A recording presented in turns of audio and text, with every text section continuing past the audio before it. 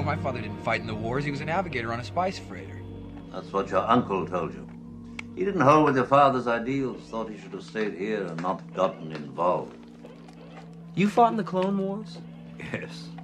I was once a Jedi Knight, the same as your father. I wish I'd known him. He was the best star pilot in the galaxy. And a cunning warrior. I understand you've become quite a good pilot yourself. And he was a good friend. Which reminds me, I have something here for you.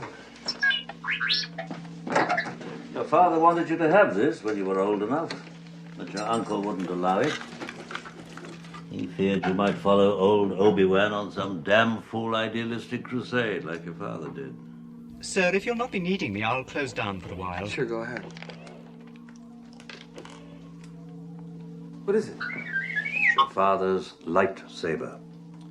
This is the weapon of a Jedi Knight. Not as clumsy or random as a blaster. An elegant weapon for a more civilized age.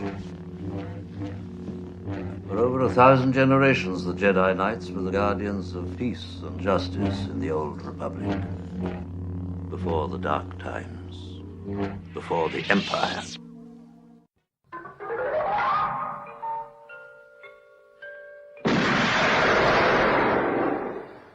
Do you expect me to talk?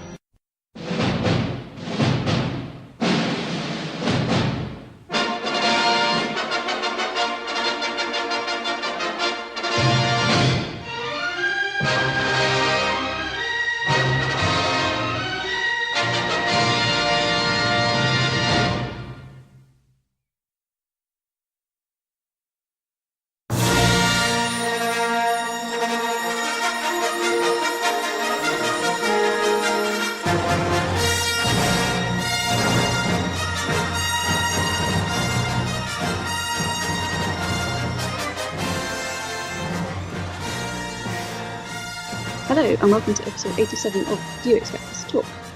I'm Becca, your fabulous host as always, and joining me are fellow Jedi Masters Chris Byrne and Dave Bond. How are you guys? Well, I didn't know I was a Jedi Master. You are now. I actually saw master in the word somewhere. Good evening, folks. I was gonna do a joke about where's my lightsaber, but Dude, where's my lightsaber?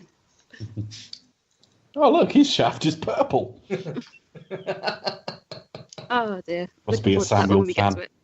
If you're listening, Samuel L. Jackson with the Queen and the Force Ghosts of Ronnie Corbett and Riddick Bowe and the Queen Latifah. For this extra special series, we have an extra special guest, the ultimate Jedi No, we Master. don't. Anyway, Charlie Brigden, how are you? I'm okay. How are you? Good, thank you. yes. Sounding huskier as always. Yes, what listeners don't realise is Charlie is on contract to appear on every episode that features Star in the title. Star Trek, Star Wars, you know. Star Tours when we come to do it. Star Tours. The much loved Disney ride. I remember being on that ages ago, but anyway. No, that was good fun. But anyway, thank you, listeners, for bearing with us. We've come out of our carbon freezing hibernation to finally do the Star Wars retrospective series. What do you make of that? This is going to be a big one, isn't it? This is going to be epic. Especially because it's, well, obviously the same as Bond, but it's still going, so. Except totally different. Except in another galaxy far, far away. So how's it just like Bond then? Well, no, because it's a series that's very long running, and obviously still going. So. I think arguably one's a space opera, a western in space, and the other's a spy. And the other one's Star Wars. The other one's Star Wars. I think arguably, I know Bond is the longer franchise, but this is probably the most prestigious. You know, it's the most famous of all. If you name to what's the biggest franchise out there? Yeah, it's got like the biggest following, I would say. I mean, the most hardcore fan base. I'd say. I don't know what we have to get right. I'm sure there will be fans. You know, probably won't be emailing us, but going, "Hey, you got that wrong," or "Oh, that's not correct," or. Yeah, but it's free, so fuck off. But we're in England, so screw you. Yeah, none of that have a nice day bollocks in this country. What do you want? There you are. Fuck off. So Charlie, there's always like you hear all this stuff about the rivalry between Star Trek fans and Star Wars fans. Now, as a fan of both, is that do you feel that's Have true? you ever given yourself a stern thrashing? Yeah. Have you ever argued with yourself in the living room like a madman? Going, no, fuck you, you're wrong now. No, but have you ever? What's your preferred? Are you more Star Wars or Star Trek? Do you like them equally as both, or is there actually that animosity between both fans of each series? Probably due to a little bit of nostalgia, more than anything, is it would always be Star Wars. I mean, I've never seen that much rivalry. I think some of it's possibly jealousy, because of how kind of popular Star Wars became kind of in the mainstream. But Star Trek fans have a lot to thank Star Wars for, considering what happened with the motion picture, coming off the kind of success of Star Wars and then launching into the big franchise it is today, really. Yeah, I guess that's true. I mean, without Star Wars, we wouldn't have classics like Search for Take Spock that, Which Charlie ranked or at Star number Wars 3, 5. Oh yeah, no, I was trying to think of Star Wars 5. But I couldn't remember the name. The final. There you are. Yes. That's where it's get confusing, because is that the episode number or when it was released? Star Trek 5, Boys Brigade. Boys Brigade. Yeah, they're dressed like they're in the Boys Brigade. They do a little bit. Star Trek Padded 5. shoulders. Star Trek 5, Cadets on Patrol. Space Cadets on Patrol. Somebody asked me if we were ever going to do the Police Academy films. Oh, I don't know what I can talk about for 7 films. And then, right, they go into a club, and it's a gay club, and so can do voices. And then, right, really quiet one gets angry and shouts. And then the one that does impressions does like a police siren. Oh, classic. Yeah. Although it's rapidly turning into like a Dad's Army thing, in that you can't watch it without going, he's dead, he's dead. Oh, that's really sad. That's really sad. So, that is sad. Thanks for blowing the tone, Dave. So we were talking rivalry. Yes. Which is better, Star Wars, Star Trek? There's only one way to find out. Fight! No, yeah, that would be quite a lame fight, I reckon. But anyway. Like you do it the Harry Hill way. Well, I always enjoyed both of them in different ways, because they're different kind of stories.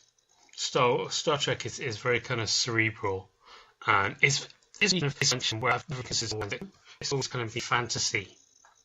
I mean, yeah, it has the science fiction things and kind of space opera things with spaceships and whatnot, but from where it's coming from, it's very much kind of a fantasy type thing, where so you can easily take something, or you can recognise where the influences for Star Wars have come from with westerns and the Arthurian legends and stuff like that.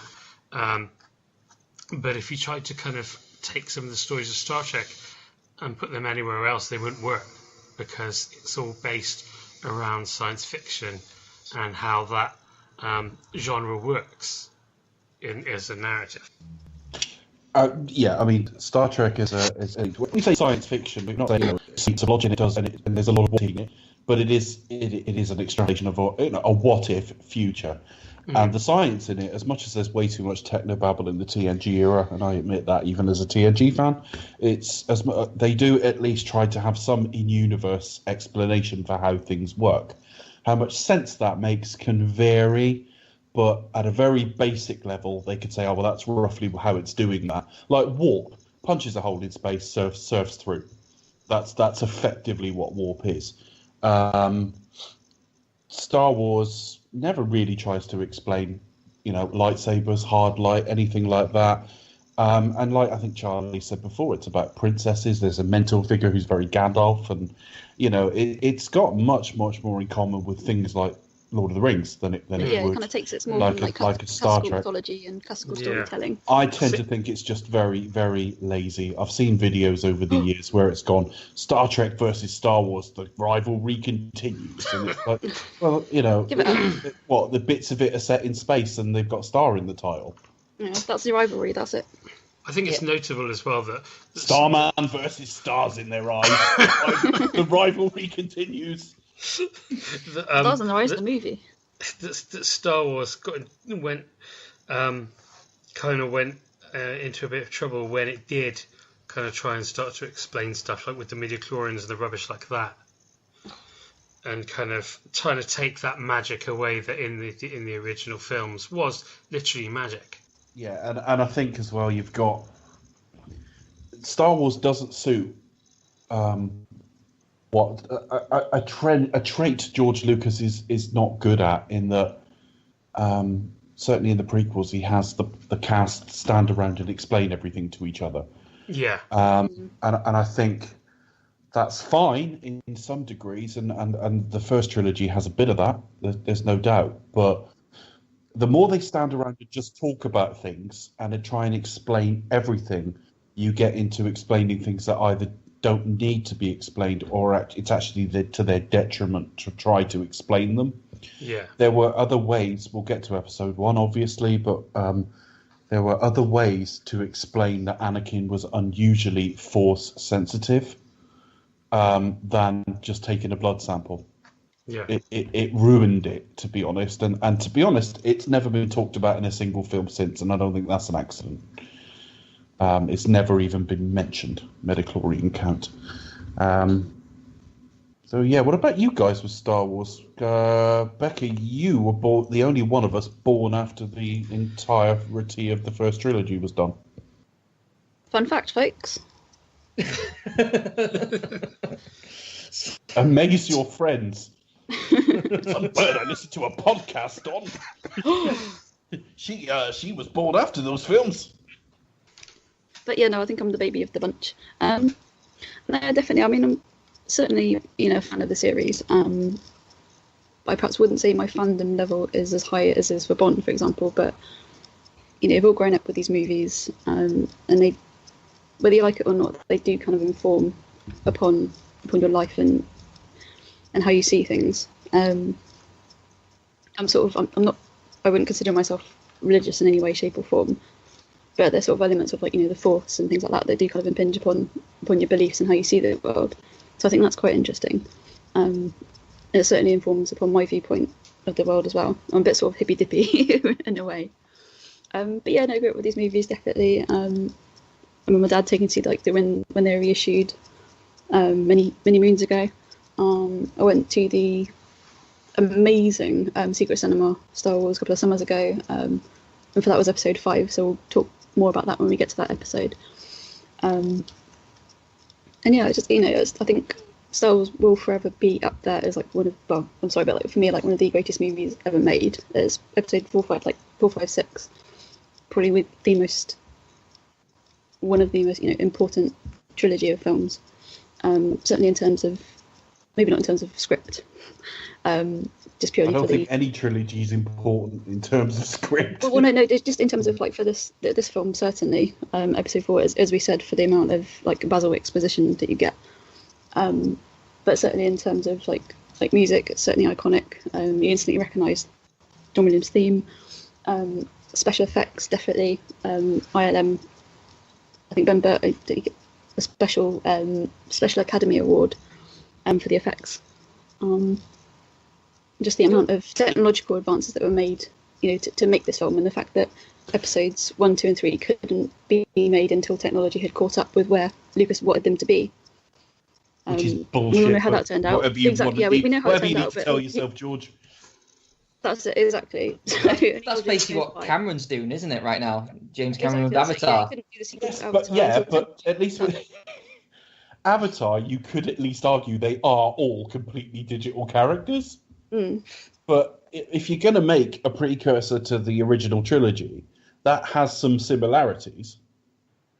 Oh, right, sorry, yes. Some of the looks of it as well. I mean, you couldn't do Coruscant the way it looked, obviously, but you've kind of written yourself into your own corner there. I had the technology to catch up. You should have waited another 10 years or so then, because a lot of the CG in that trilogy looks rubbery as shit now. You could have done a lot of mocap, but no, definitely, I say probably introduce this through my dad, amazingly, as always. But yeah, it's definitely one of those films that sticks with me and informs upon kind of how I see the world. And it's the greatest sci-fi movies of all time. But anyway, what's your experience? What did you guys watch? What did you guys reckon? What did you think? Skip to the end. Oh, I watched Battlestar Galactica instead. All right. We thought space. The rivalry continues. Space Precinct. Space Precinct. Well, I personally thought William Shatner was great in this film. We're not as in love with this series as, say, Charlie, certainly. Yeah, no, I mean, I've always enjoyed it. It's definitely ingrained in my childhood. I think it's ingrained in a lot of people's childhood, if not everyone. I mean, everyone growing up had like Star Wars in their lives at some point. I was never the huge Star Wars fanboy. I think Bond sort of took that mantle.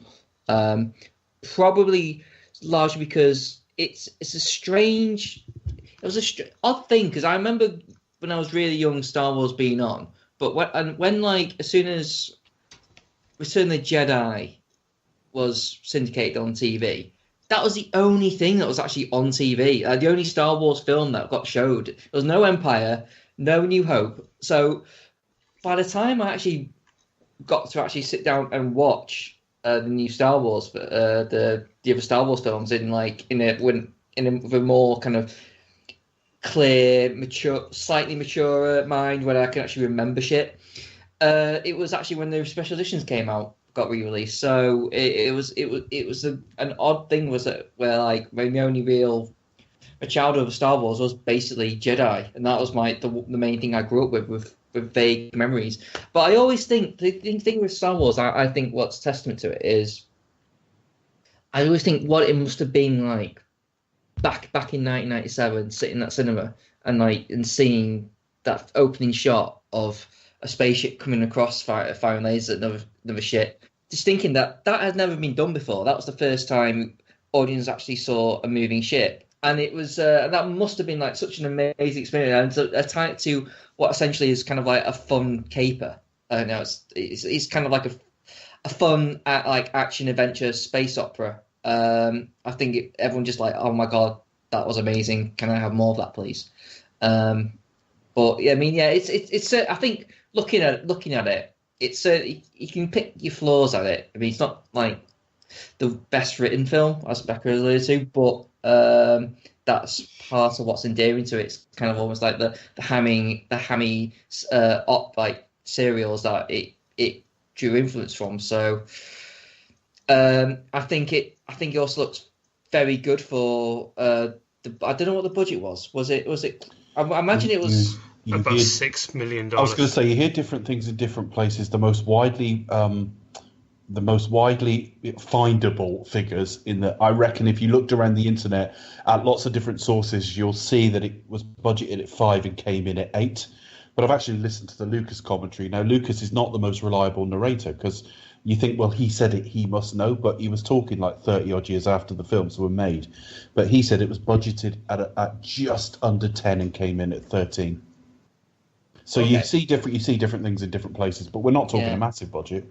No, I mean, I imagine because this would be like potentially a big risk as well, so this could have easily been flopped, and that would have been it. That would have been like no more lightsaber duels, I mean, obviously the big risk is this film because it's the first one, but the big risk financially for Lucas and Lucasfilm is next week. But certainly with this one, when you read up anything, Alan Horn was the main reason this got made, because he was a fan of American Graffiti, which is a film that bears very little relation to this in look, feel, or anything else. But it was George Lucas's hit, and when he presented the script around town, when iterations of the script. No one seemed to get it. No one was that interested. But Alan Horn said, I think you're talented. I like to know graffiti. We'll give you a shot. Charlie, is that about right from your understanding? Yeah, his name's Alan Ladd. Oh, who's Alan Horn then? Alan Horn is... Alan Ladd Jr. Alan Horn is Disney at the moment. Is he Alan Horn? Is he Disney's current... He could be. Top. Yeah. Now I'm a little bit embarrassed because I knew it was Alan Ladd. But yes, Alan Ladd Jr. Yes. I was saying not the Alan Ladd to be too old. Yeah, he's known as Alan Ladd these days. Yeah. And I mean, I think American Graffiti does have a bit of similarity with it. More kind of the way it's presented as kind of like a youthful adventure. And there's a lot of things around speed and things like that, and kind of wanting to get out of where you are to go on something bigger. I'd go along with that, although I've always paired it much more with THX 1138 because they're effectively plotless. They're almost a little bit fly on the wall. Yeah. Oh, yeah. Whereas absolutely. you couldn't argue Star Wars is plotless. Just very quickly then, my history with the series. I was later to this than I was to some of the other series I love. Funnily enough, of all of them, my favourite I was latest to, James Bond. But I got to Superman before this. So Superman would have been probably about my favourite. But I went to see Return of the Jedi at the age of, 6. And a few months later, they showed all 3 films in the same day. Like one after another. My dad loved me for that. So I went and watched them all in a row, and it was love from then on. So I would think I didn't get quite the same sort of Big Bang experience with Bond in that I didn't see Bond and go, right, that's my new favourite thing. It took a little bit longer with Bond. So Bond slowly supplanted it over the years, but Star Wars can get a nostalgic element in me that nothing else bar the first Christopher Reeve Superman film can get at, or the first 2 Christopher Reeve Superman films. They look kind of unique, they sound unique, and for all the efforts over the years to get series going that have that sort of unique look and feel and supplant or form a similar part in the public consciousness, I think really Lord of the Rings didn't get close. It didn't. It was popular and it was lauded, but it doesn't have the same pop cultural penetration. The films, anyway, I mean. Although it does have a series of prequels that have brought it down in many people's minds. Yeah, and overly digital, and yes, and yeah. God, we'll get to them one day, I'm sure. And then they did some more walking. But I would say that the only series I can think of that feels like nothing else and sounds like nothing else is probably Harry Potter. That's probably the closest we've ever come to something like this. But obviously, the attempts to find another Star Wars are now irrelevant because Star Wars is back, which is one of the reasons we're sort of doing this now. But yeah, I've been a fan since about the age of 6. I had the originals, the original cuts of the films. Originals cuts of these films, as a term, is subjective anyway, because even on first cinema releases there were different sound cuts because there was a mono cut and all the rest of it. Aunt Beru, no one actually knows which is her real voice because there's different voices in different cuts, and so many different versions. There's only two different voices in different cuts of Beru, but no one knows now which is the real one. I've only ever heard the one I know now, but no one's actually seems to be sure if that's the actress's real voice. But in terms of what we understand, the big changes in terms of effects, in terms of added scenes, in terms of digital tinkering, major digital tinkering. I owned them on VHS in the early 90s. Yeah, my auntie has those on VHS as well. A bit useless probably now unless you still got the video, but yeah, she's still got a video player somewhere, but also the TV can't play it. So. I saw the special editions in cinemas I think it was across sort of April and May 1997 when they were coming up to around 20 years of age. They were on screen like I think they were about 2 weeks apart, a week or something like that. I went to see them.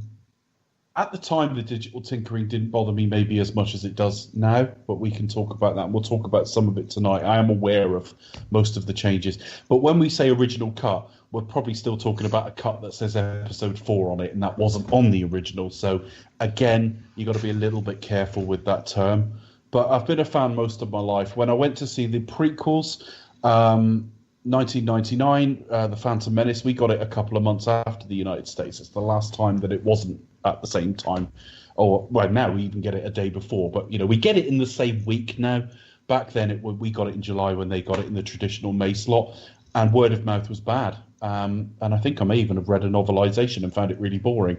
So, but I loved Star Wars so much back then that I was trying to convince myself I liked it. So I never had that, my God, this is disgraceful, about The Phantom Menace. I had it about Attack of the Clones. I had similar for me. I mean, I really solidly enjoyed Phantom Menace. I still think it takes... I don't like it, but I still think it's the most harshly treated of the prequels. I think it's quite interesting how, like, Jar Jar was considered cutesy to begin with, but now people find him universally offensive. No, he was hated at the time, Becca. Yeah. Yeah. No, I mean, in terms of, like, obviously parents all taking their then kids to go and see the film. Kids did like him. That's why. But... I think we're going to talk about it a lot when we get to the prequels. Yeah, we will. And what I mean by that is George now says, yes, but they're for kids. I think George has shifted slightly on that. Yeah. I think they were for children. I think he went for younger children than the original trilogy was aimed at. Sure. And also, I mean, I can tell some stories around the time about how kids at the time reacted then, but how it didn't stay with them. And there were kids I spoke to years later who were like, I used to like Star Wars, but I'll tell that story sort of down the line. Charlie, what about you in Star Wars? The first time I saw Star Wars was on pirate video. My dad. You rebel. You rebel scum, Charlie. Chris, we know your criminal past. Don't fucking throw stones. Yeah, my dad used to work for Butlins, and because they had a cinema there, he used to kind of get pirate videos through. And we got Star Wars, and then we got Empire Strikes Back, and like Dave, Return of the Jedi was the first one I saw at the cinema. But by then I was fully obsessed. And yeah, I was just kind of absolutely obsessed with them. Right up, kind of lulled a bit, I guess in the kind of late 80s, and then kind of I remember they brought the trilogy out on widescreen, and it was like this big. I think they did Die Hard and Alien at the same time. It's like this big thing that they were releasing these films finally in widescreen. And I bought it then, and I saw Empire Strikes Back, and it felt like such a different film than I remembered. I hated pan and scan. Yeah. We all had TVs back in the day that were 4x3. So you had a choice of big black bars. And people to this day go, well, you're missing half the film. No, you're not. You're getting half the fucking film. But you used to have pan and scan versions. Yeah. So irritating. Yeah. So, and that just kind of rekindled everything, really. So that I just kind of, again, became massively obsessive about that, and would kind of get all the books and things and stuff like that. And then the same thing when the special editions came out, and it's kind of, I mostly enjoyed it, but there were kind of gripes, and kind of since then it has kind of very much grated. Yeah, absolutely. And then when Phantom Menace came out, again, it was kind of like the same thing. I saw it 13 times at the cinema. Wow. And I really loved it. I thought it was great. And then, sorry, I'm just thinking of like the Naked Gun. I'm imagining you walking out going, well, what a day I've had. And then I saw Attack of the Clones, and I really liked it. And then I saw it again, and something just clicked in me, and everything changed. And then it to be honest, around the same time was when I started writing kind of critically as well. So I think maybe then my kind of faculties had kind of changed in regards to being able to kind of really kind of deconstruct things. And then when the third one kind of came out, I was really depressed because it didn't meet the kind of expectations I needed it to meet. And then I'm a big fan of the new ones, both of them so far. I'm kind of marked for life, and I've always been known, sometimes to my annoyance, as the Star Wars guy amongst friends and social circles and what have you. So yeah. Okay, this series in terms of these episodes, it's quite funny. Series just responded. Hang on. All right. Yeah. Right. The way we normally choose commentaries is notable by the fact that there is no way we choose commentaries. We sometimes don't do them. During Star Wars, we put them to the vote. During Bond, we sort of... What did I say? Star Wars? Yeah. Well, they're just the same. You just started Star Wars. Yeah. No. During Star Trek, we put them to the vote. During Bond, we sort of suggested some, but canvassed a bit of opinion. With this, we went for the highly scientific. Charlie going, "What about those two?" And us going, "Yeah, all right."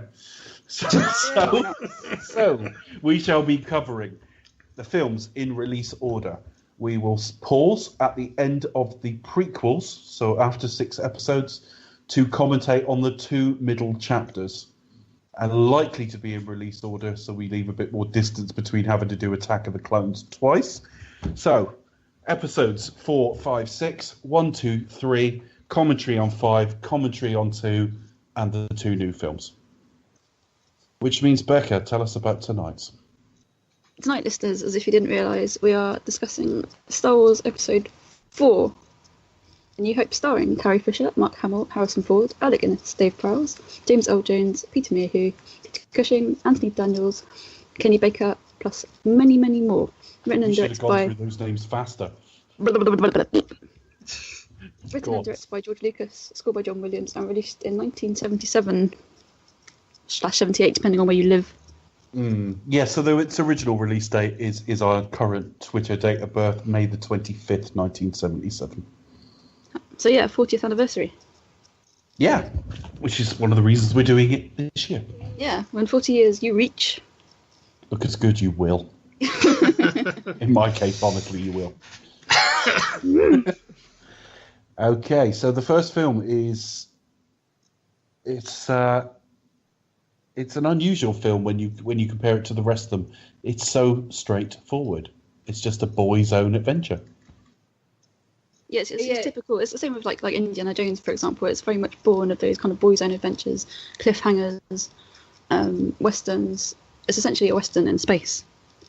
I think it's a western in terms of in some establishing shots, like you got Luke on the desert looking at the two suns. It's got certain sort of elements. I mean, it does share like a mixture of western with fantasy, as we talked about before. And so it can be like a gunslinger style character. Yeah, pretty much. It's all pretty much standard themes that we generally kind of know already and kind of like. I mean, that's probably why it's as popular as it is. Essentially, good versus evil, isn't it? It's probably like the most classical storytelling, and you've got like I can't think what it is now. Like basically the 7 main elements. I would say pillars, but that's something else entirely. Tropes of storytelling, shall we say? Yeah, I mean, I think what adds to its popularity was the good old fashioned, soap opera element. It's that kind of family feud things, which probably lends itself to the later episodes. But here, this is significantly has a different feel than the others. I think it spends. When you said family, I've just clued in. I thought you meant the quiz show based like we had this family fortunes over here. So I was thinking of dumb quiz answers, and that has nothing to do with Star Wars. The one I watched, it said name a Parisian landmark, and the woman said Hawaii. Right, and I was sat there with that running through my head, going, "What's that got to do with anything?" Name different brands of power converters. You said. That's what I said. What I can say, there's a different feel to this than the other Star Wars films. It's it has a little bit more of a world build, even though it only really sort of explores Tatooine and Death Star, more or less. But there is like kind of like a lot more kind of like a nice, calm, slower pace for the first hour. We're just kind of nicely sort of getting naturally progressing with characters, getting to know them, and then last hour is just like wall to wall, just action. And I mean that in a good sense. I think it does that quite well. Well, I don't do what I normally do and completely tune fucking out, which is a good sign. Well, it does, because it does. I mean, there isn't much story to it, but it paces it quite well. It's not just like aimless action. It's the chemistry of the actors help as well. They got nice. They bounce off each other well, I think. And well, I think. I mean, I know George Lucas kind of took various influences for it, and one of them was the Akira Kurosawa film, which was The Hidden Fortress. Which is kind of like where you have a knight and a kind of older guy going off to rescue a princess from the Hidden Fortress of the title. But the way it's kind of told is it's told from the social level of these two kind of underlings. Which kind of he apparently kind of took inspiration for R2D2 and C3PO in terms of the way kind of stories kind of vaguely told through them, and obviously the beginning and how it's gone through there, which is kind of really quite unique. I mean, in terms of the Western stuff, I mean, it's as well. It's very similar to the John Wayne film, The Searchers. And that's why it's a Western in space. Yeah, and you can see that there's a lot of the elements there. There's the desert, and there's the homesteads, and there's the kind of the Native Americans, or the kind of savages as they were portrayed back then, where you have in the kind of sand people and things like that, and then the kind of more benevolent types with the Jawas, and then you have places like the Cantina and things like that. The Cantina is very Western. Yeah. Yeah. And Han Solo is the... And even how they roll into town there. That's Western. Absolutely. I'm not saying bits of it aren't, and I probably overstated it by disagreeing. Bits of it, yes, very much. Yeah, absolutely. So, but yeah, it's kind of taking those influences and then kind of transposing them into something completely kind of otherworldly. And one thing about Star Wars, I mean, I don't even think it was. I think motion control was being done on 2001. So I think 2001 is kind of like a bit more of the well in which this kind of sprang from. I thought they certainly they would have at least refined the technique for this, because when you watch all the extras, they invented like a new computer to do it.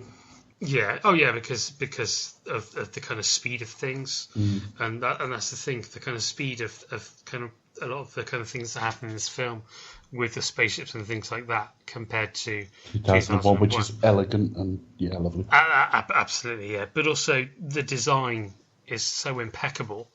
They had Ralph McQuarrie, who is a kind of concept artist who used to work for, I believe, for the kind of NASA and the kind of air companies and Boeing and people like that. And there was a guy called Joe Johnston, who was just like an amazing designer. And you had the production designer, who was a guy called John Barry. Obviously not that one. No. Died very young, this John Barry. Yeah, he died after Empire Strikes Back. But he did Superman as well.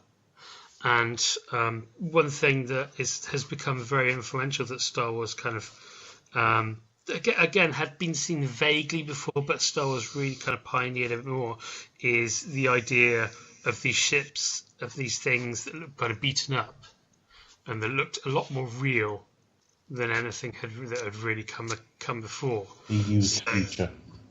Yeah, so we're used to things like, even like Star Trek, we're used to things like all the kind of older kind of sci-fi films with spaceships and things, or even stuff like Logan's Run, which was only like a year before Star Wars, I think. And just the fact that you don't need to put everything so much in exposition, despite the fact that there is a fair amount in there, because it's so impeccably constructed visually. George Lucas is almost less a director than an editor, and certainly the way Star Wars was put together, originally it was someone else was editing the film, and they basically just kind of used all the kind of master shots and assembled it, and it was just like, apparently it was like really, really awful. So they fired him and got some new editors together, one of which was Marsha Lucas, George's wife, and there's another guy called Richard Chew and Paul Hirsch, who worked with Brian De Palma on Carrie just before, and they kind of just edited it right to the edge and just kind of turned the film around, and it is, the editing just is incredible on the film, and again it just adds to the really kind of visual nature where there's kind of long periods, again like 2001, where it's just music, and a few sound effects, and there's no dialogue, but it almost just kind of streaks along at a pace. But I mean, there's these kind of opening scenes, kind of Darth Vader, the way he's designed the stormtroopers, everything is, like you said, these films, they're kind of made for children, but certainly not in the way George has maybe claimed them as they are now, or as he says they are now. We'll talk definitely that bit when we get to the prequels. Oh, absolutely. We'll be quoting some of what he said at the time. Yeah, because he's claimed it's aimed at the same audience, and it isn't. Yeah, but it's so easily definable. You had Princess Leia in this white cloak. You've got Luke the in Bond's white hair. Yeah, exactly. Yeah, you've got Luke in white, and you've got Obi-Wan Kenobi in his kind of brown, almost samurai-esque kind of thing, and then you've got Vader in black armor with that kind of samurai-esque, almost like the Japanese kind of oni masks, which was kind of originally kind of based from, and then you have the stormtroopers, and again, it's kind of this iconography that was created through the kind of the design, and just where you're able to notice. And then you've got John Williams' score, which is just going with the kind of reinvented symphonic kind of film scoring at that time, and went very back to the kind of leitmotif way of doing things, where when we were talking last week in the music episode about that with Max Stein and King Kong and things like that, where that's so important. So you've got, I mean, it just in that opening scene, you've got music for Darth Vader, you've got the Rebel fanfare for all the soldiers, you've got Princess Leia's theme, then you've got the Imperial theme, exactly, and then it kind of goes back and forth, and the way it kind of makes those identifications become almost subconscious in your head. Yes, although I do. The one thing I will point out with that though is I always thought Ben's theme was Luke's theme, because the most famous piece it plays over is the Binary Sons. Yeah, no, that's Ben's theme is the Force. So it was originally called Ben's theme, the Force theme, and since then has kind of been kind of opened up to obviously take advantage of all the other characters that have used it and what have you. Because that the scene with the twin sunsets, which is really the kind of, it's the keystone of Star Wars and what the film's about. And that was rescored, wasn't it? It was rescored, yeah. It was a much less thematic approach. It used a tiny little bit of Luke's theme in there. So yeah, because Luke's theme is the main title. Okay. So that's his theme. But they decided to rescore it with Ben's theme, with the Force theme, to give. So which one is Luke's theme? Is it? Yeah. Is That's Empire Strikes Back. No, that's the Rebel fanfare. Sorry. I mean, the kind of keystones in this one. So you've got Luke's theme, which is do do do do do do do do do do, and then you've got the Rebel fanfare, the do do do do do, that one, and then which is why it's so prominent in The Empire Strikes Back. Yeah, and in that opening, but in the opening battle of Star Wars, on the blockade runner, it's there loads as well. Yeah. And halfway throughout the film as well. And then you've got Princess Leia's, which is do do do do do do do. It's lovely. And then the kind of there's a couple of Imperial themes. There's like one which is like more for the Death Star, which goes do do do do, and then there's another one that goes do do do do do do do do do. Which is a bit more of a kind of subtle one. Just the way that's used really helps identify those characters that you don't need. And it gets built on beautifully through the series. Absolutely, yeah. Okay. I guess I did a couple of things I wanted to talk about before we went into the film. So the film itself, scene to scene, was we've talked a little bit about the influences. There's lots more to say over the weeks, I'm sure. Just a word on, you mentioned Brian De Palma's Carrie. They held joint casting sessions. Yes. If you go and see, I think it's in other places as well, but if you go and see the documentary Empire of Dreams, you can see William Catt reading to play Luke. And William Catt was Carrie's prom date. Tommy, is it, in Carrie? I can see that.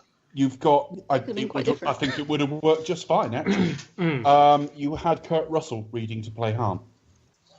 And the way we ended up with Harrison Ford was... Well, could have been Travolta, because he was in Carrie. Could have been, yeah. Christopher Walken was in the mix, I believe, although he's not in any of those extras. Yeah. But they were holding Harrison Ford was them basically from together. American Graffiti, wasn't it? I think that's how he was working as a carpenter. Yes. Yeah. It was Jesus. No, not really. He was building a door. He was Space Jesus. He was just used to read opposite those readers. Yeah, just to test out the lines, really. And then they thought, the latest delivery, you're hired. Yeah, and just a real happy accident. I mean, if it had been Kurt Russell, I'm sure that would have worked fantastically well too. Yeah. There were alternate versions that would have been different, but would have worked. But it's just quite interesting. Would have been Indiana Jones as well? How would that have worked out? Well, they would have bought out Tom Selleck's. Yeah, it would have been Tom Selleck. They'd have pushed harder.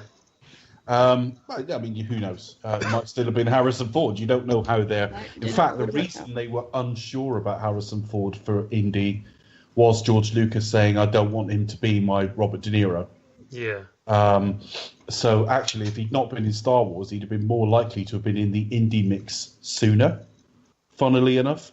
But so that's... I just wanted to say that on casting, that you can actually see that they read these people together, and you can see people who were in Carrie reading for this film, and certainly Kurt Russell was in the mix, and he also, I believe, wanted Orson Welles to voice Darth Vader. No, he played passing it. No, I'm going to do that Transformers film. I'm going to play a planet. I'm going to do a Transformers film in 9 years' time, and then die. And then which is basically a rip-off of Star Wars anyway. I'm going to do any old toss for money. I'm surprised he didn't do it on that basis. No. I was trying to watch it with fresh eyes the other day, and this must have confused the shit out of anyone who wasn't extremely open-minded, therefore, frankly, young people. Because there's very little context given, and everything you're watching is just weird compared to what you ever would have seen before. You have to kind of take it as given, really, don't you? To take a lot of it, but like, okay. Shall we take it given? Shall we take it as given sequentially, folks? Let's discuss this film in a sequential manner. Yeah, I guess why not? The only thing I will say, there does seem to be like a really independent spirit to it than the others. There is very much it's very rough around the edges. Yeah, but in a good even way. though it's set in space. Oh yeah, absolutely. Exploring the themes. I mean, very much. Filming was a nightmare. I mean, George Lucas did not direct either of the sequels, and he was rushed to hospital with a suspected heart attack during the filming of this. It just turned out to be exhaustion and anxiety. All the stress. Yeah. This was a stressful shoot. I mean, they go to Tunisia, and all their sets and stuff get destroyed in a storm. They go to film R2-D2, and the bloody thing just won't move properly, so they have to film it all later at Death Valley. Here's a question. Yeah. With R2-D2, what was the point of getting Kenny Baker just to sit in there for... to give it personality. How did that work, though? Like, well, he operated it in the early days. It was operated from within. Okay. Because most of it was operated by him, and he moved it about. It was only kind of like a few scenes where they had like a remote control one. Mm-hmm. I was just wondering. It was just sat there just because he wanted to. I would have thought, isn't R2 like controlled by a remote control, and just put poor Kenny Baker in there? As years went by, they always said that as years went by, they actually needed him less and less. But to say that it was him, it's a great shame. They always used to have at least one scene in the film that was him inside it. But I mean, over the years, there's been CG version and controlled versions. But back at this stage, it was a man in a suit, albeit a robotic-y one. He used to control it. But of course, it wouldn't move on sand and things like that. Yeah, that must. And everyone got food poisoning, as they always do. Very like Raiders, where they all got dysentery. They all got food poisoning as well. So this wasn't an easy shoot. And with what Charlie just said about the editing, that cut them right down to the wire as well. And I don't think they were that far away from having the plug pulled. No, but I think it's testament to the film, the fact that you can see it's got less of a budget, but some of the design, like you see on the Death Star and some of the sets, I think are just great. I think it just completely just stands out. Even the look of like stormtroopers I don't think Ralph McQuarrie had anything to do with the Death Star, but certainly if you listeners go and type in Ralph McQuarrie Star Wars, you'll see the designs, and it's so close to what's in the final film. R2-D2 in those, not R2-D2, C-3PO in those pictures looks much more like Metropolis, but it is. I mean, actually, we've already mentioned the Ralph McQuarrie influence during Star Trek, because he drew that ship for the aborted phase. No, it wasn't. It wasn't for Phase 2. It was for a film project, but the ship on which the New Discovery is based was designed by Ralph McQuarrie. It's well worth going and looking up his work. The tragedy was he was such a good artist, and for the last countless years of his life he had Parkinson's disease, so he lost his ability to draw. But he is on some of the extras from back in the earlier part of this century. That he's on some of those extras, and you can see he's impaired then, but his influence on this film can't be overstated. So with that, should we talk about this film sequentially? Yeah, so we start with The Crawl, which immediately brings to mind sort of Flash Gordon and again the 1930 serials, where you'd go back for a different installment each weekend, and it would say chapter 37 or 13 or whatever it might have been, and you had that crawl telling you where you are, reminding you where you are and where you've come from. Yeah. Mm. But though in the original, it didn't have the episode. It was just Star Wars, because that would have just confused everyone. Would have been like George Lucas is an unreliable narrator on this stuff. Yeah. He always we are claimed kind of he wanted starting it like there, a and the media studio as... said no. Yeah, I think they didn't. What I've heard, they didn't put it in there was because they didn't know if there was going to be another one. They didn't think there was going to be another one, because everyone thought this film was going to flop. Yeah. So it wasn't put in until 1981, before Return of the Jedi came out. So the first time anyone saw any episode thing was on Empire Strikes Back, which must have been confusing as hell. Episode 5. So, what's happened episode here? 5. What the hell's going on? But it's one of the amazing things is the way it doesn't start at the beginning.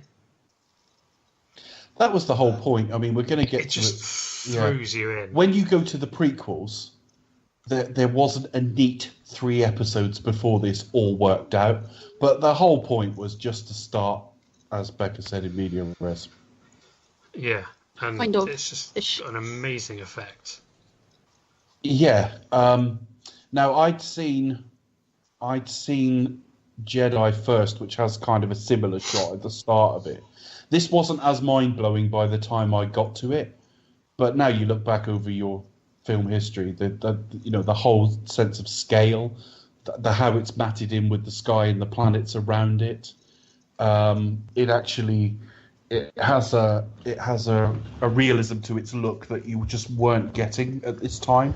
Certainly in lighting, because normally you'd have the ships looking ridiculously wrongly lit against what else was in the sky. This was genius, particularly as you got two models that probably weren't that massively different in size, one going into the other. That's another thing that Ralph McQuarrie did, was he did matte paintings for the planets. Yes, they're extraordinary. And they're amazing. And I'm pretty sure he did ones for the Death Star as well. And they're so good. Like unless you look really closely, it's like that scene in Spy Love Me. Like unless you look at it, you don't necessarily know or realise that it's a matte painting. You mean in Cairo? Yes, that's before you see Jaws. Yeah, because the one is obviously with the models and everything and makeup and stuff. There was so much going on in these films. Makeup is especially Rick Baker worked on Star Wars, and there's a couple of cantina maps in there where you see a couple of werewolf masks. Yeah, they look bad. They have been replaced, haven't they? Which mask. Are kind of precursors though you can kind of tell as well. You look at it and you look at the werewolf in American Werewolf in London, and you can kind of see the evolution from there. Yes. But the artistry of the matte paintings and the way what they did is they used to paint them on glass, and for kind of some of the shots they paint them on glass, and then there'd be an area where they would project the film onto of what they wanted to be on there, instead of doing it optically, or the kind of previous way they did it. And there's one shot in Return of the Jedi which is kind of mind-blowing for the fact that it's a matte painting and the amount of live action elements in the shot as well. And like you said, so that opening shot with the ships going over and Tatooine and everything, and the fact that that's all the painting and those are models, it's kind of... I can't see it now. Yeah. Do you know what I mean? I still can't see that now. It's extraordinary. It's a really cracking effect. It didn't have quite the wow factor for me, simply because I'd seen something similar at the start of Jedi, and also I would have seen this, I think, probably at home first. Yeah. And again, by the time you go to see the special editions, cinema was able to do stuff like this. Independence Day had come out and all the rest of it. So I'm not denying the wow factor. I'm saying I'm fortunate in that I never got to experience it in quite that way. But I have to say, the first reveal of Vader is wonderful. Absolutely. And it just completely implies the kind of the sense of pure evil. The fear as well. That's just it. He's like a domineering presence. His first actual scene, he literally picks someone up by the neck and snaps it, just from like, tell me what I want to know. No, and he just the way he just orders everyone about. I mean, I think David Prowse gets a lot of praise, but for me, I think what really makes it is James Earl Jones' voice. Yeah, he really has those kind of deep, menacing tones, doesn't he? Really. Although he is stronger in the films that follow, because even he, as just a voice, had to find his characterization. So where he says "take her away," that actually comes off sounding very slightly petulant. But I mean, they couldn't have picked. It sounds very aggressive, isn't it? It's like they couldn't pick a better in his delivery. I don't know who you could have picked who would have been any better than this. No, it's like equal perfect marriage of voice and physicality. Obviously, two different actors, as we know. But it's more than two. One of the most iconic villain. Yeah, two different actors. Yeah, obviously, iconic combinations of all time, really. So. Well, in the coming weeks, we've got Bob Anderson in there as well. Definitely. For the fight scene. But I think in regards to his actually voice actor, the scene that made me feel, he's really good is the scene where he's like suffocating the other officer. Terrifying. I find the lack of faith disturbing, and he never overplays it. That's what I really thought. Oh, he's not like hamming it up. He's He says it in a way that's really just like, you're beginning to piss me off now, and there's a real sense of menace there. But that breathing effect, but we've got to give there's so many people to praise during all of this. That's the wonderful amazing, thing. Isn't it? So much talent Charlie talked, as you would expect, and rightly so, about John Williams, but then we talked about Ralph McQuarrie, and you've just mentioned James Earl Jones, but then we mentioned the physicality, but Ben Burt's design of the breathing. Definitely. This would be nothing without that. As that guy is choking, the sound drops out, and you can just hear the slight choking sound, but that constant of the breathing, Vader's breathing behind it. It's genius, and we take it for granted because it's always been there. I think he did use like a aqualung type equipment, didn't he? Yeah, scuba tank thing. Yeah. And obviously, as we go on into the film later on, we'll get to lightsabers and all that, and so much praise to be given to this guy.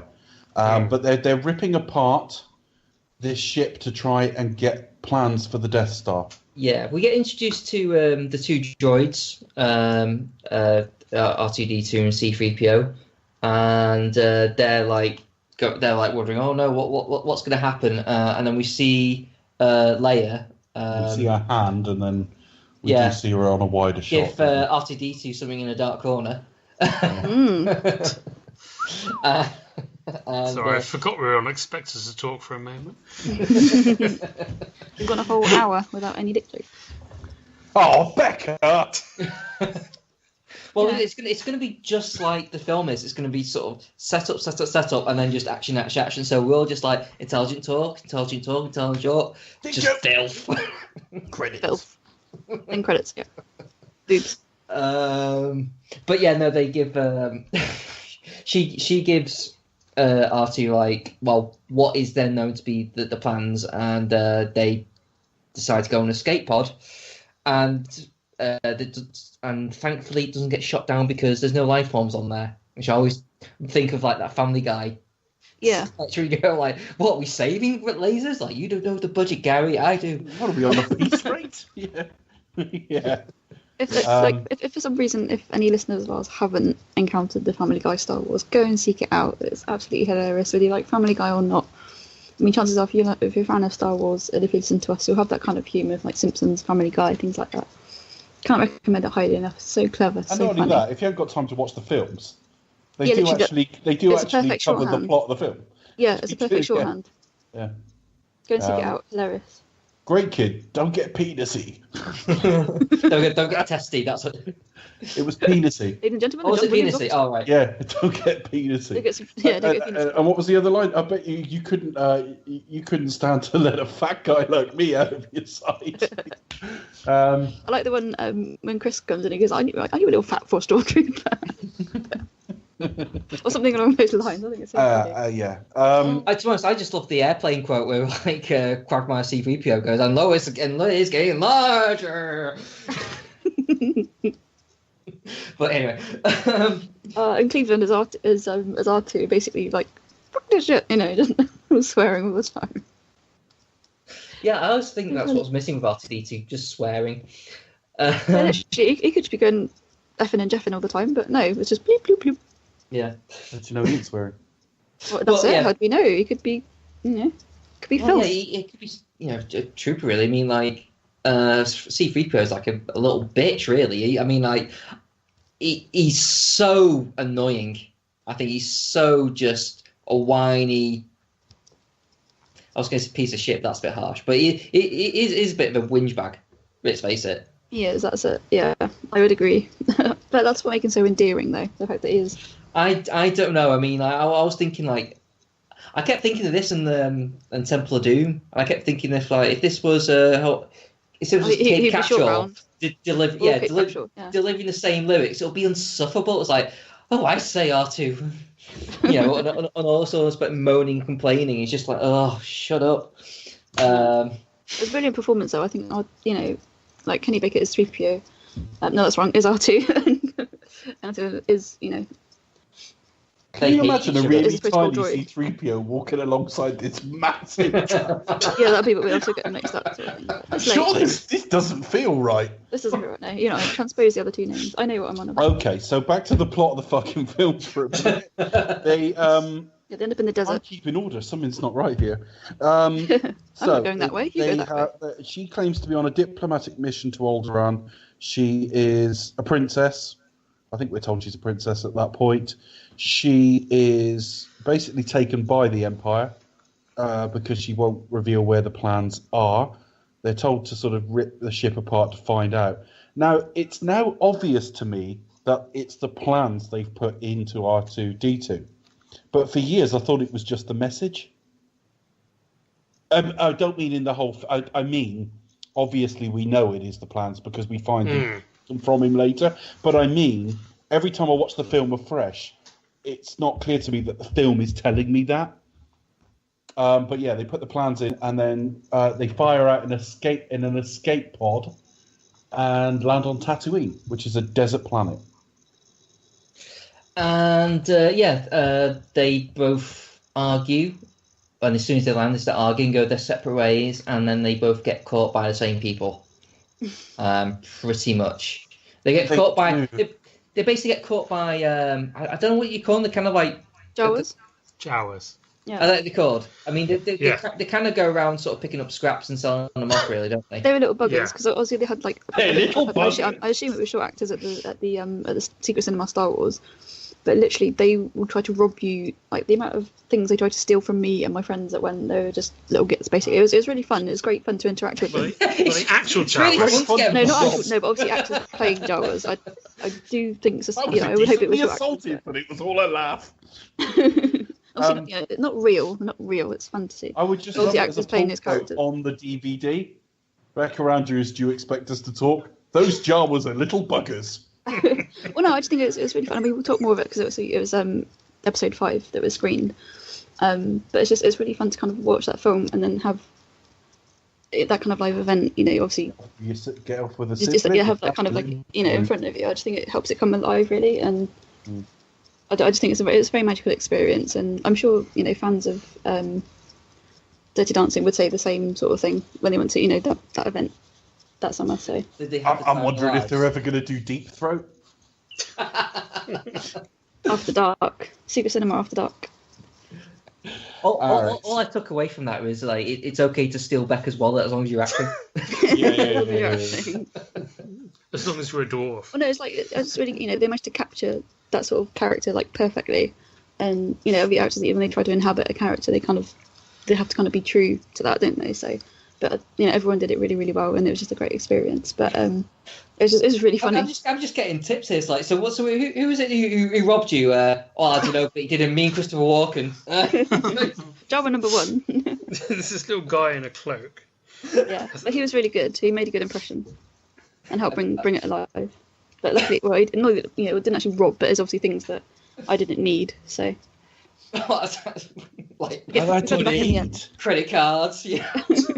Well, no, we had to bring certain items with us, and they were like, okay. Yeah, literally. Family heirlooms. Bank statements. Bits of passwords. Credit cards. And strangely, my worn panties. I don't know why. Like physical money, so we had to use cards and stuff like that.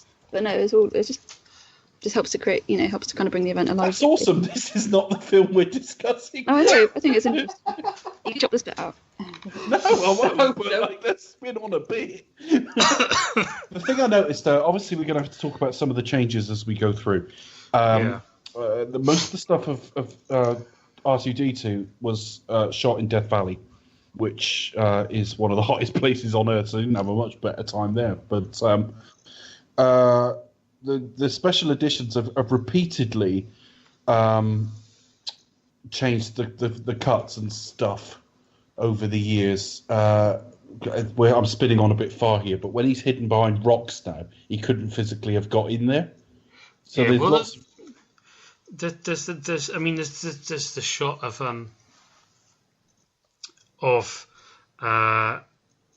R2 when he first goes in the valley, and originally it was just a straight shot, and now in this sky on, it's like a beautiful sunset, and it pans down to it, and it's just like, what's the point? You didn't need it at all.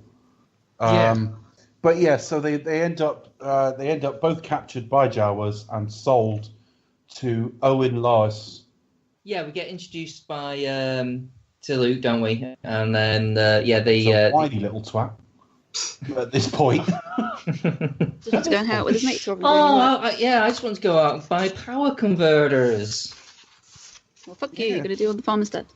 I suddenly feel like playing in the sort of Shatner sketch from SNL. Have you ever kissed a girl? And that sort of thing, power converters. But yeah, it's a moisture farm. I don't think I knew what time. I don't think I twigged that for a while, because obviously they're on a planet that's basically barren. And he's being asked to stay another series where another season where he wants to go to the academy, which is quite funny because that would have been the Empire. Exactly, yeah. I always thought that was quite His funny. future could have been very different. I thought of that. So is that definitely the case then? The Academy is the Empire of... Basically, there's a deleted scene that was cut out where he did go to see all his friends. And one of them that was there is Biggs, who we see later in the film as an X-Wing pilot, who is Luke's friend back on Tatooine. And you see looks him ever so slightly like Dallas from Alien. Yeah, absolutely. And he's there, and he tells Luke that he's defecting from the Empire to join the Rebel Alliance in that scene. And then that kind of adds further impetus to Luke wanting to go off. Yeah, but all his friends are going off and having adventures. It's a little bit. It's a Wonderful Life, actually. George stays at home while all his contemporaries go because he's needed at home for the family business. It's a Wonderful Life, actually. That bit.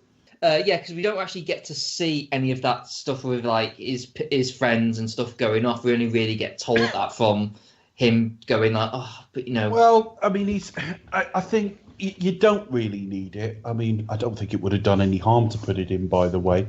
But you don't massively need it, just because Luke's loneliness is pretty well sown. I mean, he's on a pretty barren planet anyway.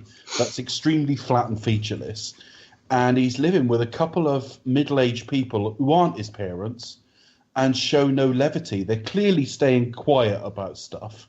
Yeah. Owen's whole body language is just "don't ask me anything." It's really at the dinner table. He's like, "Nope, we just do that." Yeah, and so forget it. You can feel Luke's loneliness. He's got in some respects. Well, no, he did in deleted scenes, but they're going anyway. Yeah. Either way you cut it, you either put that scene in, and his mates are leaving him, or you take it out and he doesn't have any mates, and the effect is much the same.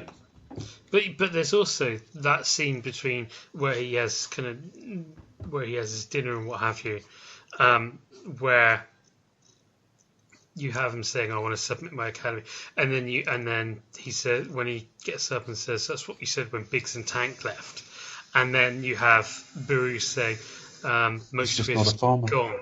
Oh yes, you're right. It is in dialogue. Yeah, so it's in dialogue there, and then the way it leads to that scene. But you can see his frustration as well when he's cleaning up Archer and 3PO. I know, and he's dressed like he does karate or something, and he's not even getting to go on and beat the shit out of people. Bear in mind, this would have been filmed through sort of 75 and 76, and the Kung Fu phrase was just around here. I think there's a bit of Kurosawa in it. I think there's a bit of lots of different I think it's more kind of samurai but certainly clothing. It's that sort of era where people were wearing that kind of stuff as well. Yeah. It's just he's just not a farmer, Owen. Yeah, he has too much of his father in him. Yeah, a little foreboding there. That's what I'm afraid of. That's, dun, dun, dun. So, yeah. Well, that's the last we hear of his father in this series, so I wouldn't worry. And we cross-cut quite effectively with those lovely wipes between them and the droids trying to find their way, and eventually, just to spin on a bit, the droids end up they end up being bought by Owen. Yes, thankfully, the droid they're originally going to buy broke down. Why would you choose that one? It looks shit. I know. I mean, it's just you got what you asked for. You asked for that, really. Yeah, well, it's thankful it did, otherwise the series wouldn't have happened. It's like, right then, bye. But what makes me laugh is like when the C-3PO persuades Luke to get R2, but not by much, just by pointing him out. Hey, he's new droid. Oh yeah, he'll do. He's like sort of like, don't expect me to stick my neck out with you ever again. Yeah. It's like, you forget why are you being such a fucking bitch? Why are you being? Yeah, but it's a lovely little touch with the character because it wasn't meant to be this pretty British character. Yeah. It really wasn't. So, I mean, I always heard They hate talk of each it. other in real life, didn't they? He was They did supposed to hate be a each used other, car dealer, kind of. which I just can't picture at all. Yeah. I'm picturing Lister's confidence from Confidence and Paranoia. It's just weird. But early Red Dwarf episode, folks. And then, so C-3PO's always happy to take the path of least resistance, so he's in a comfortable home where he can have sort of an oil bath and, get himself cleaned up, so he's quite happy. But R2, as soon as sun is about to go down, disappears. And it's because he's trying to find Obi-Wan Kenobi. But then there's the message. Before we get too ahead of ourselves. Yeah, we're getting skipping ahead here a little bit. Okay. So so he finds while cleaning him, he finds the hologram from and again you can tell Luke gets really excited once he finds out that they were in the Rebel Alliance and they've been with that and saying, have you been in many battles and things like that? Oh, she's beautiful. She's a sister. And then sees we don't know that yet. Shh. The hologram, or just a little bit of the hologram. Yeah, on what basis he thinks she's beautiful when it's this fucking fuzzy little thing, Yeah, I found that a bit hard to believe. I was like, how can Well, you see her face? he's just looking at the vague shape of her and going, woman. I don't know. I was looking at it today, and I was watching the despecialized edition. I've had that. I don't think I've still got a copy. And that's basically the original films recreated in relatively high def. Absolutely, yeah. And you can see kind of like you can see her face there. Yeah. And you can see her quite clearly. I think it's just to kind of set up, obviously later on we have the rivalry, for Leia between Han and Luke. So I think it's just set that up really, isn't it? So. To be fair, given his situation, anything resembling like a life form like him would be like, oh, yes, be all over it. So, I mean, I can't. You never see any other females in that area that are not like alien. Yeah. So it's nice to see how it starts to put it together. So he says he seems to be the property of an Obi-Wan Kenobi, and it's a private message for him.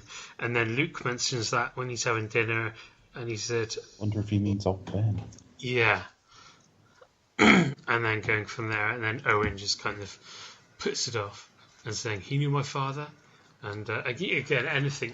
Obviously, they have what they've told him about Luke has not satisfied his curiosity about who his dad really was, and you can kind of see the things in there and kind of the impetus.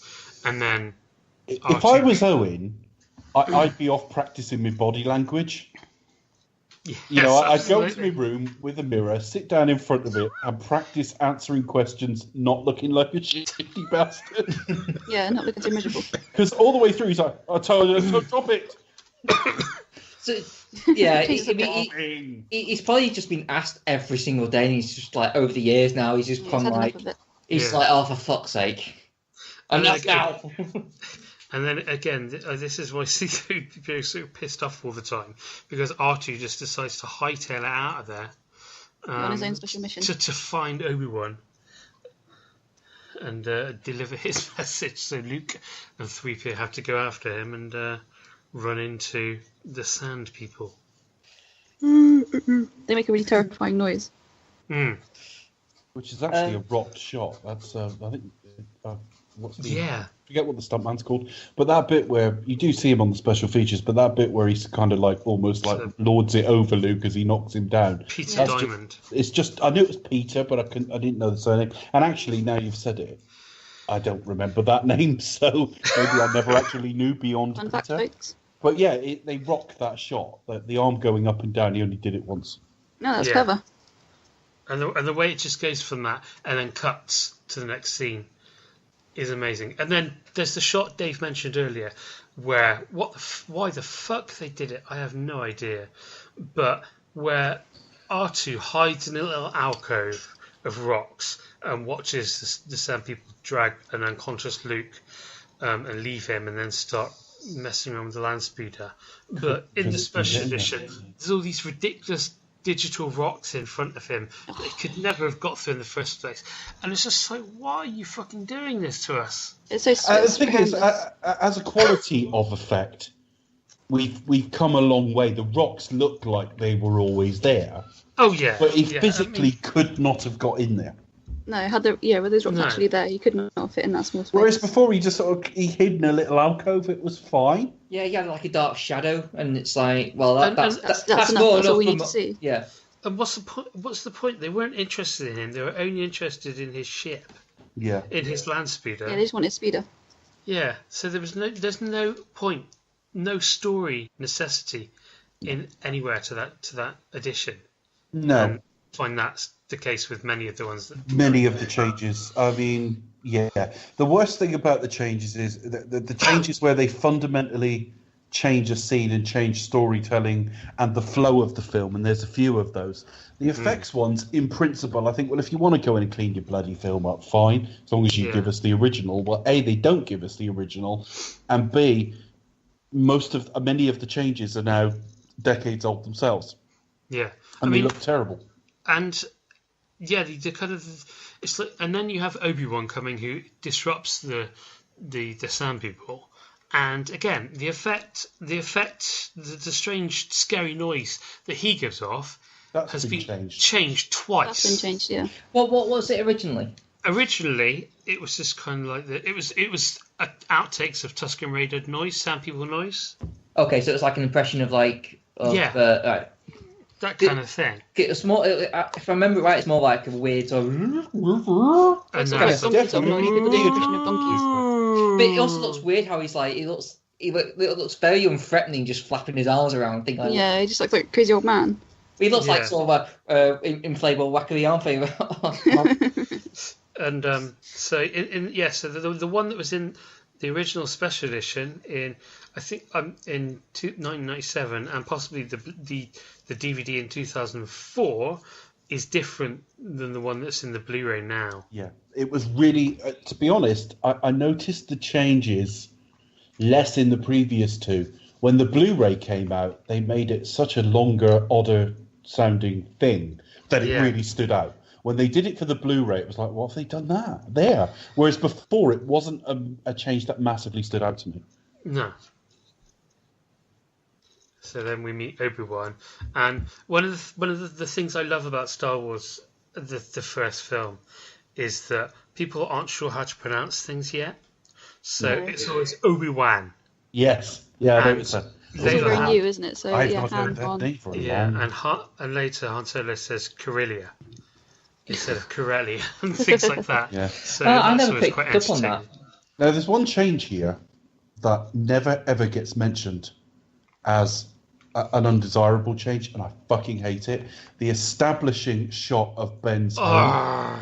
Because in the special edition, it looks like he lives in some degree of comfort.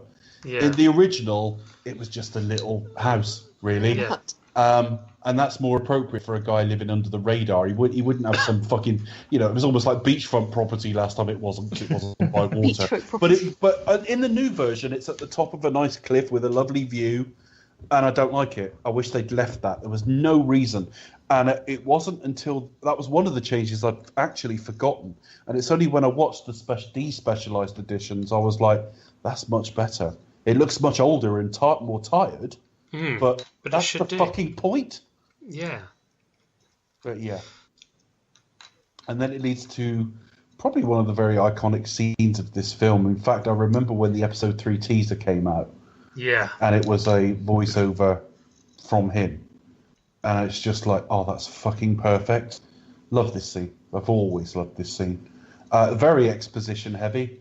There's not an easy way around that, but... I think it's one of the main points. You do have to explain quite a lot of information. Introducing him to the Force, to lightsabers, to a version of the truth about his father, to who he is. I'd just like to backtrack a little bit and say the scene with the binary suns is one of the most beautiful ever committed to celluloid. Anyway, thank you for that. Oh, I can't disagree. I love it. Yeah, it's. But I think if I had one pick at the film, and it's not really a pick, it's just something that I gonna notice when you think it's the first Star Wars film, going back to when it was originally released, it would be a bit odd to set up the whole Jedi thing and the lightsabers without actually picking up, actually doing anything with it. It's only really sort of like the idea of the Force being like a thing they can use. That's the only thing that's kind of like they actually set up and utilize with. Whereas like I disagree. I mean, we don't get the sort of lightsaber battles that are to come. Yeah. But he introduces him to the Force. We see the Force mind trick. We do see a lightsaber fight. It's one of the weaker in the series because it's the first.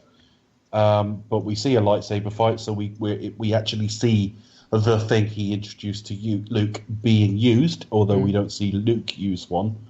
And later in the film, when he disappears, we are at least teased the idea of the Force ghost because he's able to still talk to Luke. And we do see Luke using it with the training as well, and also using the idea of reaching out with his feelings. Exactly. Yes. Yeah. I just thought if this was the only film, it would feel a little undeveloped. It would feel like, oh, I wonder what they would have done with that. Yeah, I can't disagree with that. To be fair. But it was only that sort of caveat when I think of some like films and when they stand on their own. And that's the only thing. However, I think the fact that Luke uses like the Force to blow up the Death Star is enough, really, to kind of like to get by with. But anyway, that's my only real caveat, really, about the whole setting up the whole Jedi thing. When's these Jedi stuff going to get involved? So, having waited 19 years for the right time to, find Luke and introduce him to what might be his destiny, if that was indeed his plan all along. He could have sold timeshares, this guy. I reckon, because he's big on the hard sell, isn't he? I mean, what I did think about this, and I can't blame this film for being made at that time for this. It's all pretty much aimed at the prequels.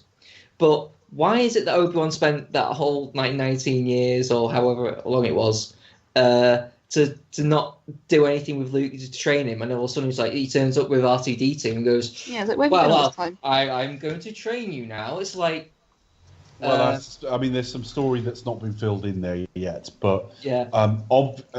To my way of thinking, there would have been an extremely dangerous period after Order 66. Order 66 being the order from the Emperor to hunt down the Jedi at the end of Episode 3. Gone into hiding, really. So 19 years before this film, basically.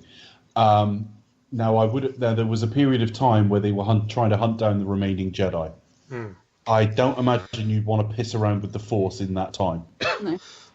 And also, if he started teaching the Force to Luke there, it's possible then that Vader could have sensed him there. I mean, there are problems with this because he's called Skywalker, and we later find out he's taken to a place Anakin knew well and knew a Skywalker lived, and there are problems that George only makes worse later. But at this point, the idea that he's just been kind of a silent protector. Yeah, Dark Knight. I think yes. If you will. A watchful guardian, a silent protector, a Dark Knight. Yeah, he will have been. He's just been quietly watching. He's Batman, basically. It's no accident. It's no accident. Obi-Wan's on the same planet as him. He's not the hero we want, but the hero we deserve. But obviously, as Luke says, they have met. So it's not the first time. I wonder if he means Obed. He's a guy that's been seen around. Yeah, and he says, and Ben recognises him immediately and says, "Luke, what are you doing out here?" So they've obviously met before.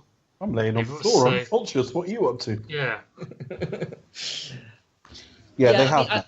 I I think in terms of this film, it kind of works. You kind of have to read it as in Owen would like Obi-Wan would have wanted to do something like in terms of Force training, but Owen was dead against it, so that's probably why he. The first thing would be keep Luke safe. Yeah. So he's put him with his family.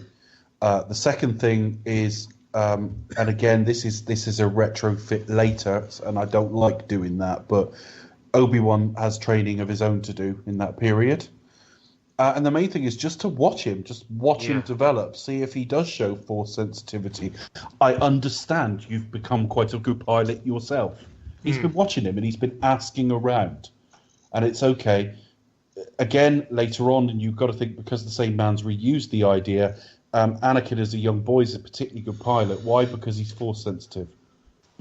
So we can infer from later on that there's an element of he's looking to see how talented Luke is with the Force and stuff like that, and he's just watching to see if he's safe. Yeah, so it works well like that. So where do we go from here?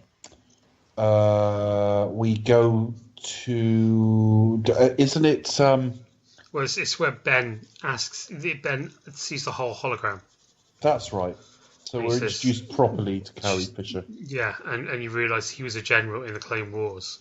And again, this is what I love, and why kind of like the prequels piss me off so much, is because how evocative the few things that are said in this scene about what had happened previously, and then kind of what was extrapolated from that to become what it was, and obviously things have changed in George's mind as well. But just this scene and the picture it paints is just incredible.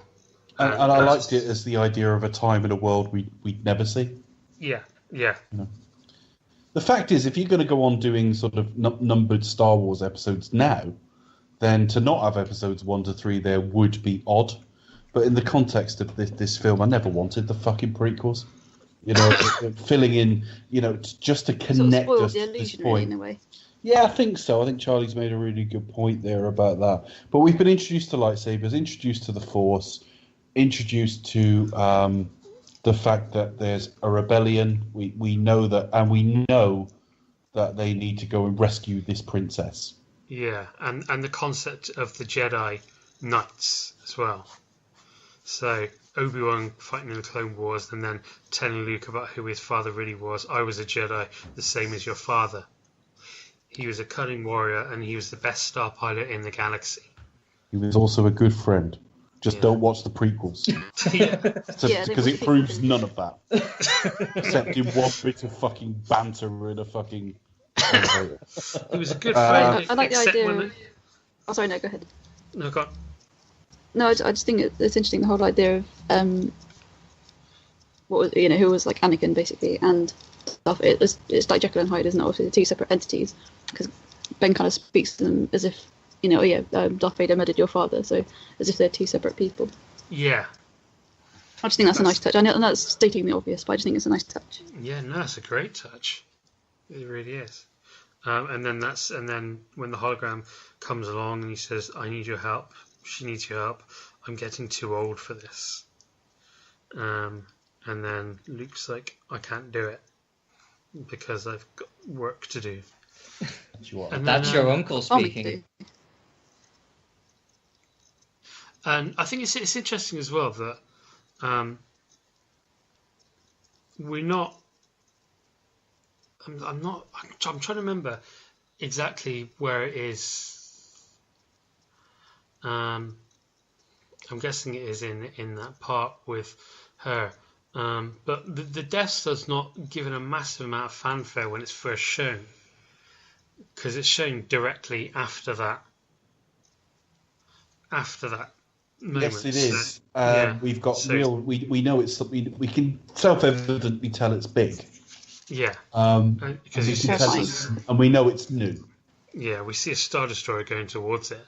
Because isn't that because you get that scene and Luke's and Obi-Wan's like, "You must do what's right, of course," or what you feel is right, and then it cuts to the Death Star, and then they have the chat about the Death Star and its actual power, and then it makes sense about Darth Vader, and that's where I think the script, to be honest with you, is a little more praise than it sometimes gets, because Star Wars is kind of seen as kind of like a kind of a film that's not much on the script level, but when you see it kind of interlinking these things together, and where Obi-Wan has told Luke about his father, about the Force, and about Darth Vader, and then cutting to Darth Vader, and then kind of slowly bringing in using the Force as well to sort of demonstrate building his character. I mean, it's easy to forget as well that Vader's not the main villain.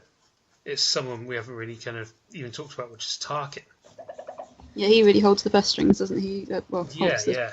The strings, whatever you want to call it. But I mean, this scene is kind of firstly an example of what's going on with the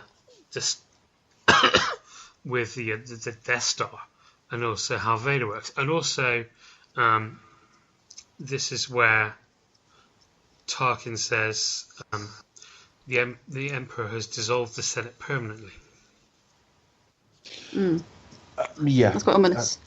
Yeah, it's the famous "I find your lack of faith disturbing" scene. Well, the most important thing with that to me is the fact that there is an emperor. There's a scale to all of this that we're only seeing a part of. Yeah, we just kind of like see it like a fleeting mention of the emperor. I don't think the actual dissolving of the Senate is that important. Other than they gain more power. I think it's the fact that they now think they have got the tool to end any rebellion anyway. So why would you need any kind of conversation or appeasement of anybody when you now have the ultimate power?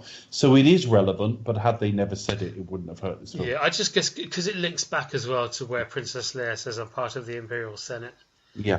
Well, he's dissolved it, so you're nobody now. Yeah, exactly. So it makes and of course. We do see, and I love the Peter Cushing in this. It's brilliant. It's fantastic. They had a bit of problem when they tried to recreate him for Rogue One because there were no shot of his legs or feet, and the reason being Peter Cushing just wandered around in slippers all the time. Yeah, he found the costume quite uncomfortable, didn't he? So he woke up in I hope it was pink fluffy ones, just for... I hope so too. It is now. We've said it on a podcast. So, yeah. Fun fact, folks, he actually wore pink fluffy slippers. So they went to... All right, this is the bit where I struggle to remember. Now, they go and find where the droids were purchased, and it's been shot to shit. Yes. Yeah. And Luke works out they need to... Oh, my God, that will lead them back home. What led them to go to look where the droids were bought in the first place? Why did they go there? I can't remember. Well, I'm assuming they just kind of came across it. They're kind of following the trail of carnage, really, aren't they? Because there's nothing in there that says we best go and look. Yeah. Because it's cut off a kind of at a cliffhanger anyway. When Luke's kind of wondering about what to do. Obi-Wan wants him to do that, but we're not sure if he's going to do it. Go to that Imperial scene, and then when it cuts back, they found it. Okay. So presumably they just okay. So I'm not going mad. It's not actually there. No. That explanation. Okay, and it leads them home. And actually, for one of the more sort of aspirational of the Star Wars films, the one that a young kid would watch and go, "I'd like to be like Luke." Charred remains. That's very grim, isn't it? I'm pretty sure. Going to see the epic re-releases back in the 90s. I don't recall seeing that on the big screen. It's something that's quite shocking. No, it was there. It was there. I mean, obviously blanked it out. The funny thing is that up until the prequels, up until I think it was Attack of the Clones, these films were a U. They were. Yeah, that's a good point. And they still remain, I believe, a U. The films themselves, and it was Attack of the Clones was PG, I think. And then they put PG-13. Revenge of the Sith was PG-13 or 12A. Do we have a 12A? Yeah. Do we have? Yeah. Yeah. They're getting more and more aggressive as they go along. Well, no, that's just the sweet spot for Hollywood marketing now. You want your film to be a 12A or a PG-13. Heaven forbid NC-17. They wouldn't have an NC-17, would they? No, obviously not. Nobody would go see it. I would. 18 rated. I'd be right in there to see that. So you've got and again the music that's used when he goes to them is the Force theme, is Ben's theme. Yes. So again, it's kind of pushing this whole idea of his future ahead of him. Yes. But it just means the casual viewer thinks that's Luke's theme. Yeah. Big of it. And then the skeletons that's really, really nasty. I mean, you see it at grim, distance, but it is bloody obvious what it is. Yeah, well, it's not that much of a distance, really. I was watching it. When I was watching it, it's like, oh my god. Yeah. It's still. I think the fact Still, that it just strikes me by every the time how steps. stark it is. Yeah, It just means that, because it's not like you've seen the blasters at work, so they don't like just sort of like hit you and then you turn to a skeleton, like almost like a Dalek type thing. They are just like used like regular bullets, so they must have literally just been burnt to death. Yeah, Which is just horrible. Just set the whole thing on fire because it was smoking. Awful. Yeah. As he pulled up still. They would have been tortured for information as well. Yeah. Don't go into it. What do you mean don't go into it? It's just a film, Becca. Don't mean it happened. I know. And then it goes back to the Death Star and Princess Leia. Yeah. And Darth Vader and his truth bot. And this has always stood out for me. The way there's kind of a Nahani, you tells us the location of your hidden rebel base, and there's the close up of the syringes on the robot, her face, and then the way the camera cuts with the door sliding down to the floor, and then It goes down quite fast, doesn't it? and then walking up the corridor. It's amazing. It's just like, how many films of this kind do you see shots like that happening? You really don't. Yeah, It's very different. Yeah, it's always stood out to me. And then Luke comes back and they're all burning Jawas on a bonfire. Well, yeah, they're With just burning the marshmallows. robes. It's a bit, yeah. But yeah. Jabba s'mores. And Yeah. it's there's nothing from here now. I want to run On to away Mos from the Eisley. Force and become a Jedi like my father. Yeah. Which is quite an articulate, way to express an ambition to do something you only learnt about half an hour ago. Yeah. But cool. Because he's gone. Unfortunately, had that loss, and that's the catalyst that spurs him on to say, right now I want to do this. Yes, I know, but there isn't a vague idea of, okay, I will fulfill a purpose. It's No. become exactly Literally, all of a sudden, I will do this. I will go here. They go to Mos Eisley Spaceport, which is different in the two. That's So much CGI. I remember going to see this with my dad at digital- the cinema, it's digital and he was like, now, "I don't it remember was- any of the CGI in the old version." no. What you've got? No, I mean the establishing shot where they say you'll never find a more wretched hive of scum Oh yeah, and Scum villainy. and Villainy, yeah. What they're looking down on was a digital mat now, and was a hand-drawn mat in the original, and it's Yeah. just given it a bit more scale and a bit more perspective. It stretches out a bit further.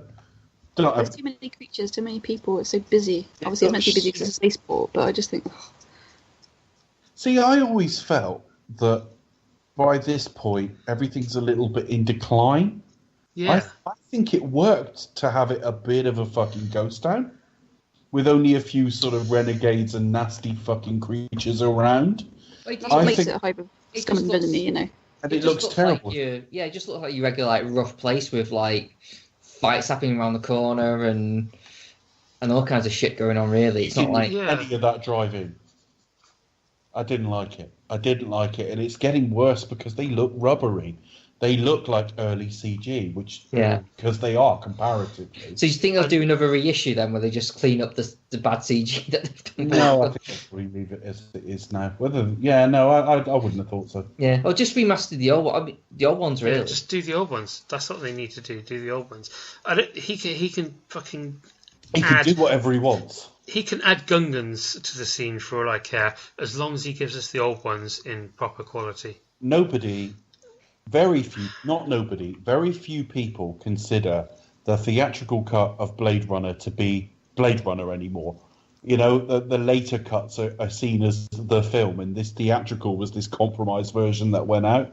But some will disagree on that, and that's fine. But nobody would ever be happy if we were denied that cut. And we're not. But Ridley Scott is confident enough, and the studio are confident enough to put out all the cuts and say, take your pick. No one has ever said, oh, and he's recut it again, because we don't give a shit how many cuts. Clean up everything you want, but give us an approximation of the original. Yeah, give us choice. I mean, I get the argument that it's his movie and he can do whatever he wants with it. I don't get that argument. I don't get that argument. It's not. It doesn't belong to him anymore. Not now. No, it belongs to Disney. Well, no, but once you... No, it doesn't actually. It belongs to Fox, the first one. But in perpetuity, it's the only one that does. But it's the fact that you put something out to the world, make millions out of it, build an empire on it, have a generation or more than one generation of people fall in love with it, then take it away and say, well, it wasn't finished. Yeah. Well, you made fucking hundreds of millions out of it, so yes, it must have been. I agree with you. It's probably the right thing to do, but it is his vision. It's like, well, how he sees it. It's like, no, that's not right. I don't want it. And this is how I intend it to be, which I disagree with, but I can't sort of go. Again, if he wants to make his version, fair enough, but don't suppress the thing that made Star Wars in the first place. Yeah, that made him in the first place. It made him. Don't make Greedo shoot first, for God's sake. Yeah. Yeah, we'll get to that. We'll get to. We're not very far away from that, folks. Yeah, I mean, again, if Mos Eisley is this big sprawling spaceport with all these ships flying about and all these Imperial ships flying about and the kind of thing, again, why is it somewhere that you'd put Luke near? Yeah, and also he said, and I know he was pissed off, but he said, was it in this or one of the prequels where they say we're at if you look for the brightest star, we're at the furthest point from it, or something like that? Yeah, it's this one where, if you're looking for the brightest star, this is the farthest from it. Okay, so this is meant to be a bit out in the arse end of nowhere. Yeah, so I mean, in terms of Star Wars, this is in what they call the outer rim. So, in terms of when so like a Western, for instance, on a map, this would be like on the very kind of outskirts. Yeah. So, but also, there's an element of decay in this society. Yeah. I mean, I've got issues with the way, for example, the Jedi fight in the first three films, or the prequels. Yeah. Yes. Because everyone wanks off about how much better the lightsaber fights are, and I will argue when we get there that they fucking well aren't. No, they're not. It's too overdone. But they represent the Jedi at their peak. We see a lot of Coruscant, which almost represents a society at its peak. It's almost like Rome before it fucking fell. And so when you get to this film, it's all a bit in decay. And so the idea that you've got this busy, flourishing port, albeit with quite a high crime rate, has never worked for me. And it was one of the nicest things to go back to with the despecialized edition, that there wasn't so much shit crammed into every frame. Well, I just saw more monsters or alien stuff sort of moving across the camera. Really, I didn't sort of see much in terms of the scale of it. I just thought I was just more like CGI. Well, you didn't have that drive-through in the first version. We'll see a little bit of that in Empire. Because there's the bit where it opens up and it pulls back and cranes up, and you see it being massive and stuff. And that wasn't there.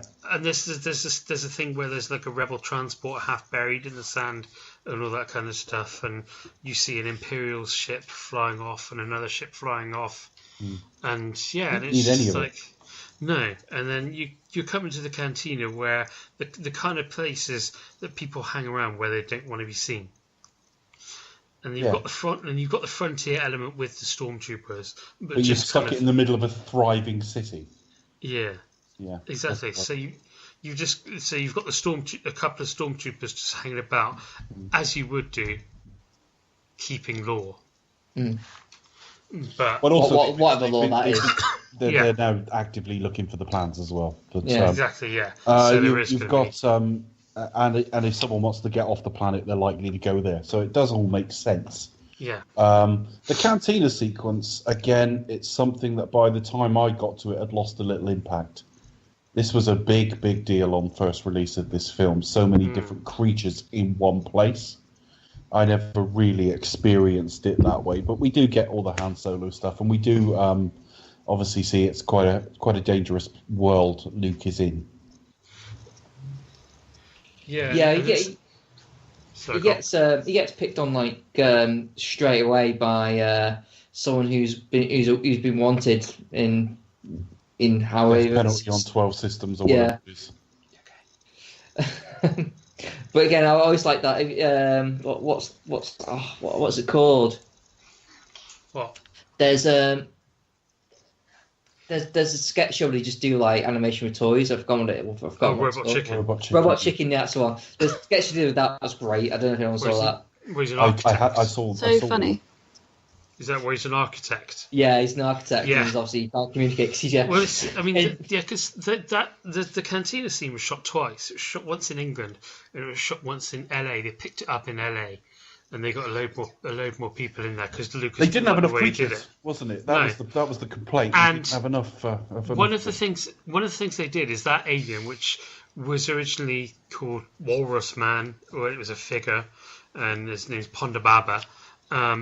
Originally had flippers, actually like a walrus, and then they changed it to actual kind of clawed hands, which you see when his arms cut off. But if you go back and look at the sequence now, there are still shots. Like there's a master shot of the cantina where you see him and he's led against the bar and he's got flippers. Yeah. So it flip flops. Pun intended, back and forth. But again, it's a really good design, and he was really creepy as a kid. Like this massive thing with this kind of arse face, these big eyes go, and then this other even creepier guy going, "He doesn't like you." I don't like you either. Yeah, and it's just like. There's no other way to describe it, really. It doesn't like a bomb on his chest. Obi-Wan being the most subtle person ever then cuts his arm off. But again, it's a U certificate, and you cut to this close-up of this arm on the floor, bloodied. It's quite. You spend quite a lot of time there as well. You know, it's not just like a quick glance, like a good couple of seconds. I guess before they decided that lightsabers cauterize wounds. Yeah. As you have to say, it's very early on. We haven't learned how the lightsabers work or how people pronounce names. Where was Obi-Wan's Jedi mind trick there? Thank you. Well. Yeah, can I buy you a drink? Yeah, fine. You want me to buy you a drink? Yeah. Take off all your so clothes. they're looking for a pilot. We see Obi-Wan have a chat with what turns out to be Chewbacca. Yeah. But before we actually get to them, we do get them introduced to Han Solo. It's about an hour in the film now, isn't it? By the time we get to Han Solo. Yeah, something like that. Actually, no, I think it's more 40 minutes. I think it's about an hour when we get to the Death Star. Yeah. Yeah. But yeah, so there's that kind of introduction of Han Solo is just brilliant, and Harrison Ford is just hilarious with how kind of brash he is and how kind of cocky. And the kind of back and forth between him and Alec Guinness. And kind of, especially when he says it's the ship that made the Kessel run in less than 12 parsecs. And you almost see Alec Guinness's eyes roll. Yeah, because Alec Guinness didn't understand a word of this anyway. And he thought he was making trash. Yeah. But it is a wonderful scene, and just the gravitas he carries as well. Alec Guinness, I mean. Yeah, absolutely. He would have made a wonderful Gandalf. I just thought, it's just he's comfortable in places like that. He's an old man. Well, I mean, the actor wasn't actually that old. He was late 60s, I think. But you do believe, not just because we have seen him take the lightsaber out, but he looks untroubled in that place.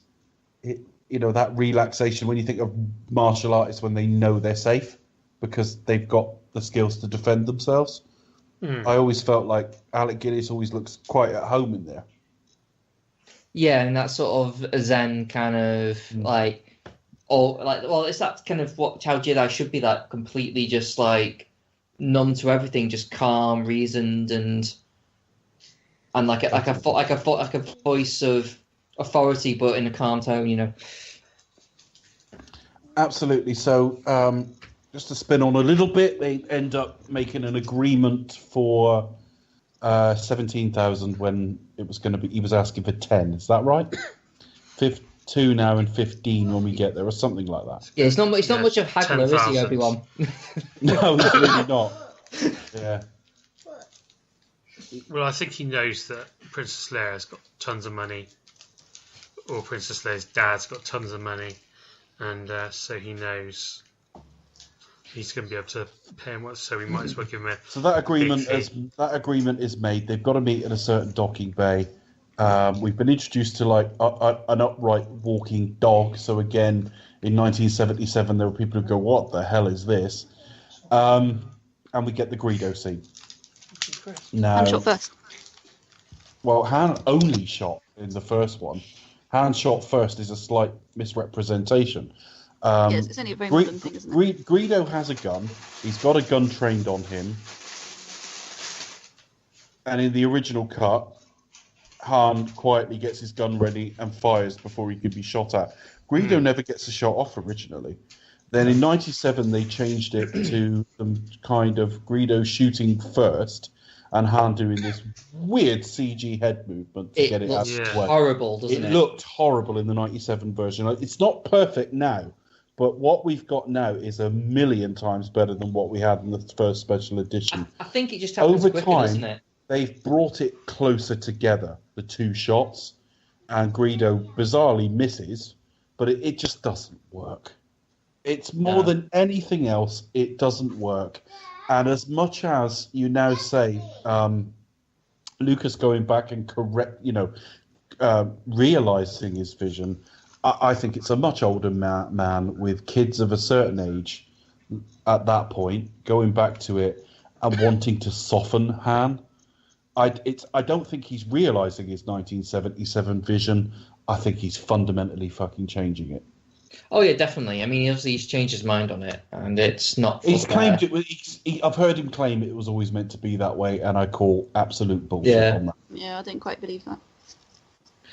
Charlie, what do you make of this scene? Because it caused so much controversy. It isn't my least favourite change, but I don't like it. Yeah, I don't like it at all.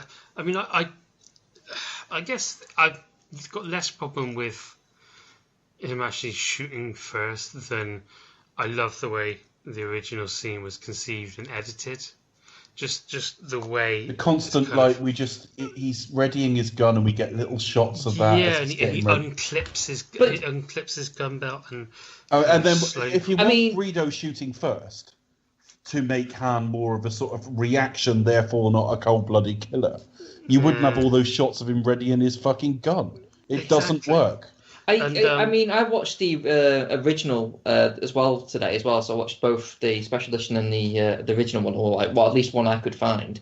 And the scene as it was originally conceived. Yeah, and to be honest, it kind of plays as if he had to shoot him anyway. As if he was like, well, if I'm not going to shoot him, he's going to shoot me. Or take. It's either going to be shot or he's going to be taken to Jabba. Yeah, and neither of those are acceptable outcomes.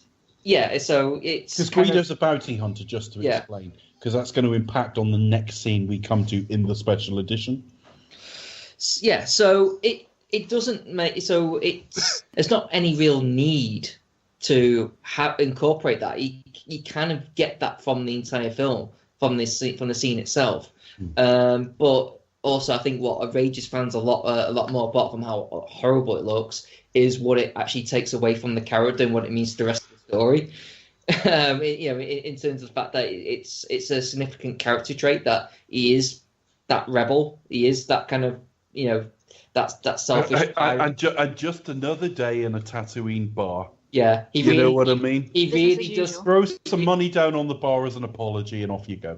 Yeah, he really doesn't care. So like someone like that who is willing to shoot someone in cold blood is maybe not such a good guy. So when he does kind of come back at the end, it's I kind of a don't. lot more earned. I don't. I mean, he was ready in his gun anyway. So, had it been originally conceived as it now is, i.e., they shoot around the same time, I don't think it destroys the hand character particularly. No. I just think it's really fucking ham-fisted, and it now looks as good as it's ever looked. But frankly, it's still utterly fucking pointless. Yeah. Especially in the kind of larger idea as well of how his character is developed throughout the other two films. I agree, Charlie, but what I'm saying is that with ready in his gun and them shooting around the same time, this isn't quite as damaging to the hand character as is made out. It's damaging to the sort of badassery of sort of Mos Eisley Spaceport, I guess, to a degree. And it's damaging, I think, to Lucas as a filmmaker that, they start pulling their punches. It's like that brief period where E.T., they were carrying, like, walkie-talkies instead of guns. Briefly, when they hit middle age, or a little bit past middle age, actually, they suddenly became, George Lucas adopted kids after his marriage broke down, and his marriage broke down around the time of Jedi. So by the time he was making the special editions, he had kids ranging from like mid-teens to like 5 or something like that. And he was suddenly a very different man than the young man that made these films in the first place. And that's the problem when you go back to edit. Change whatever you like, but don't tell us that was your 1977 vision, because you're not that man anymore. I've actually got more problems in terms of the film with what we get next, because we get the Jabba scene next. No, this is... So I was going to say, in the original version, there is no Jabba scene. There's no such thing. There's no such thing as ever existed, and I'm sticking to that. Okay, well, I'm going to talk about it anyway. You can. It's ridiculous. I will agree with Charlie, and with this point, watching it without it made me realise how pointless that whole scene is. There's no need. It doesn't tell you. Well, it's execution and idea. Now, films at their best are supposed to have every scene advance plot or character. This scene not only damages Return of the Jedi, because it's finally the reveal of this guy that's been mentioned a few times and Han is clearly scared of. He killed someone in a bar to fucking avoid this guy. That's damaged as well by the way the Greedo scene played out, because obviously it was a bit more about threat then. But it's two things. Firstly, we're introduced to a Jabba, which spoils an element of the trilogy, that there's a certain build-up to him. Secondly, the conversation is literally giving us the information we've just had. Yeah. There is a bounty on Han's head, and if he doesn't pay whatever the figure is, and I think we do get the figure, but I've forgotten what it is, then he will be handed over to Jabba the Hutt. Why would you send a bounty hunter if Jabba's just round the fucking corner, surrounded by people, including Boba Fett, who does a really fucking nodding look at the camera? Look, here I am. For me, fan favourite, Boba Fett. Now, George Lucas did say that he filmed this scene with a man, and I've seen photos of it. In fact, I've seen moving footage. I think I've seen the clip. He's actually. Right, but you don't always put in everything you shoot. No. There is an editing process where you go, actually, we can cut that because we've got the same information there. So this scene should have been cut anyway. What makes it worse is the execution is horrible, because we've established... He has to walk around him. I know, but we've established he's got a long tail. So it's still possibly the worst effect in the film. Harrison Ford being lifted up and over him. Really bad. And also, in the 97 version, it looks like fucking claymation or something. It does. It looks so fake. Oh my god. It's the horrible sort of like noise he makes as he stands on his tail, and you think, why would Jabba tolerate that at all? Well, in the Blu-ray version, he looks more irked. He turns around like, what the fuck? And that's it. But in the 97 version, he does this weird kind of squeal thing with bulging eyes. It's horrible, this scene. And what makes it worse is it was pointless. Unnecessary. Yeah, pointless. Should we move on? Let's move on. I think we all agree with that scene. Yeah, so from that, Luke joins them, and then they get tracked by the droids, and they sort of shoot their way out and fly off. Yeah. I think that's all we need to really cover of that. I mean, because you can talk about all these scenes at length, and we're already on quite a long show. So they're heading to Alderaan. We see the hyper space effect, That's pretty cool effect. I like which that is really cool. Bear in mind, at this point, we'd never seen warp in Star Trek, so this was something a bit new. I always liked it. And then we have the scene with Leia and Darth. With Peter Cushing talking when he blowing out Alderaan. Yeah, which is a bit of an old bastard thing to do, isn't it? He's not very nice, is he? Far too trusting. Yeah, but obviously they make a point how like the rebel base isn't like in a good enough position to demonstrate, so they're going to blow it all on anyway. Which is But horrible. she has got balls of steel because she's not only gone through like some kind of truth serum and implied torture. I mean, we can see she hasn't been beaten about, but she's certainly been psychologically that put needle through was the mill. terrifying enough. That was kind of scary. I mean, Becca, over the years you've said lots of things are terrifying that really aren't, but that was But that is actually scary. terrifying. It To is me, it's quite actually terrifying. But No, it is. I'll go along with that. That is fucking like, oh my god, what's about to happen? Yeah, he says her resistance to the mind probe is considerable. Yeah, so they've really put her through the mill on it. It's effectively torture, although she's not been classically beaten like around. mind torture, is it kind of? Yeah, and I think what I love on top of that is she says Dantooine. After all of that, she says Dantooine, and it wasn't Dantooine.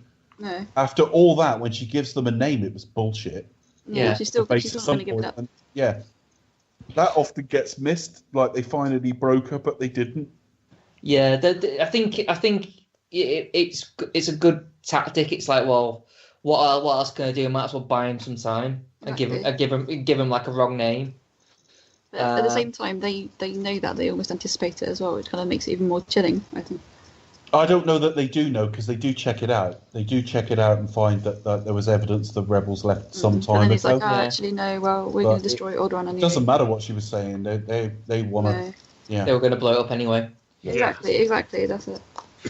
And they've added the practice effect in the special edition. That wasn't in the original.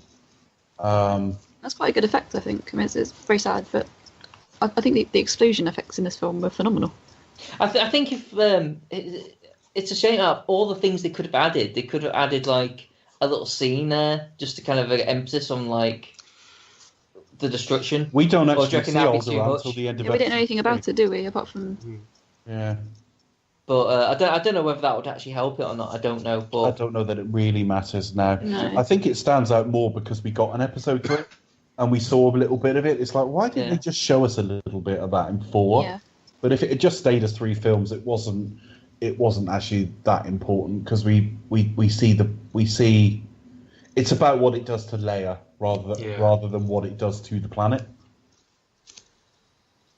It's all in the face really, and it's all about the emotional impact. I think she does an excellent job for what was a 19-year-old actress when they were filming this. No, she's really, really good. I'm gutted that she's gone. I just think, Yeah, she's only 19 as well in this. She was 19 when they filmed this. Yeah, it's a really sort of strong. Well, certainly through a lot of the filming. I think she was born in like 56, but of course they were filming this from 75. It's really is a strong sort of performance considering that, because she does hold her own like with the other guys in the action she really as well. Does. She kicks and ass. she does. I think she really sort of. Well, she's got a much more formal accent in this film than she has in the subsequent films. But measure that against Natalie Portman's fucking accent compared to the real one. It's just a subtle. It's almost like a telephone voice. It's almost like a subtle. RP. I am representing my. I am representing. I'm just being extra polite. Kind of. But you still, even that she's so young, you do believe that she's an ambassador, that she's a princess. You Which they believe her pushed character. too far in the prequels. Elected queens and they're 14, like, fuck off, they're so stupid. Well, it gets a bit too much into the mythology of it. Whereas you see royalty here, there's no implication she was elected, but obviously different countries, different planets, different arrangements probably. But then they come out of hyperspace. We actually see the inside hyperspace effects, which was actually done with tin foil. Actually done with tin foil. It's just incredible. That's amazing, isn't it? And they come out to basically a shower of space debris and asteroids from an exploded planet. I'm telling you, kid, it's not there anymore. It's very sad. Well, not really. It's fictional. I'm not that upset. And then, I like the stop motion chess. What I dubbed the stop motion chess. It is stop motion chess. That's why. Yeah. I think that's a cool effect as well. I love how, like, obviously with the, episode 1, 2, and 3, we get so much CGI. I thought they were watching Jason and the Argonauts personally, but well, that's it. Yeah, you've got the whole Harryhausen vibe, haven't you, as well? But I love how you've got so much like Yoda when we come to see him. He's a Muppet.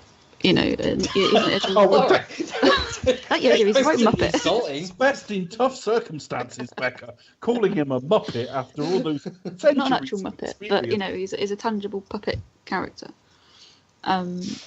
Whereas obviously later on he's CGI Yoda, so he can do all these cool moves and backflips and such. It kind of looked all right by episode 3, but it looked fucking lousy in episode 2.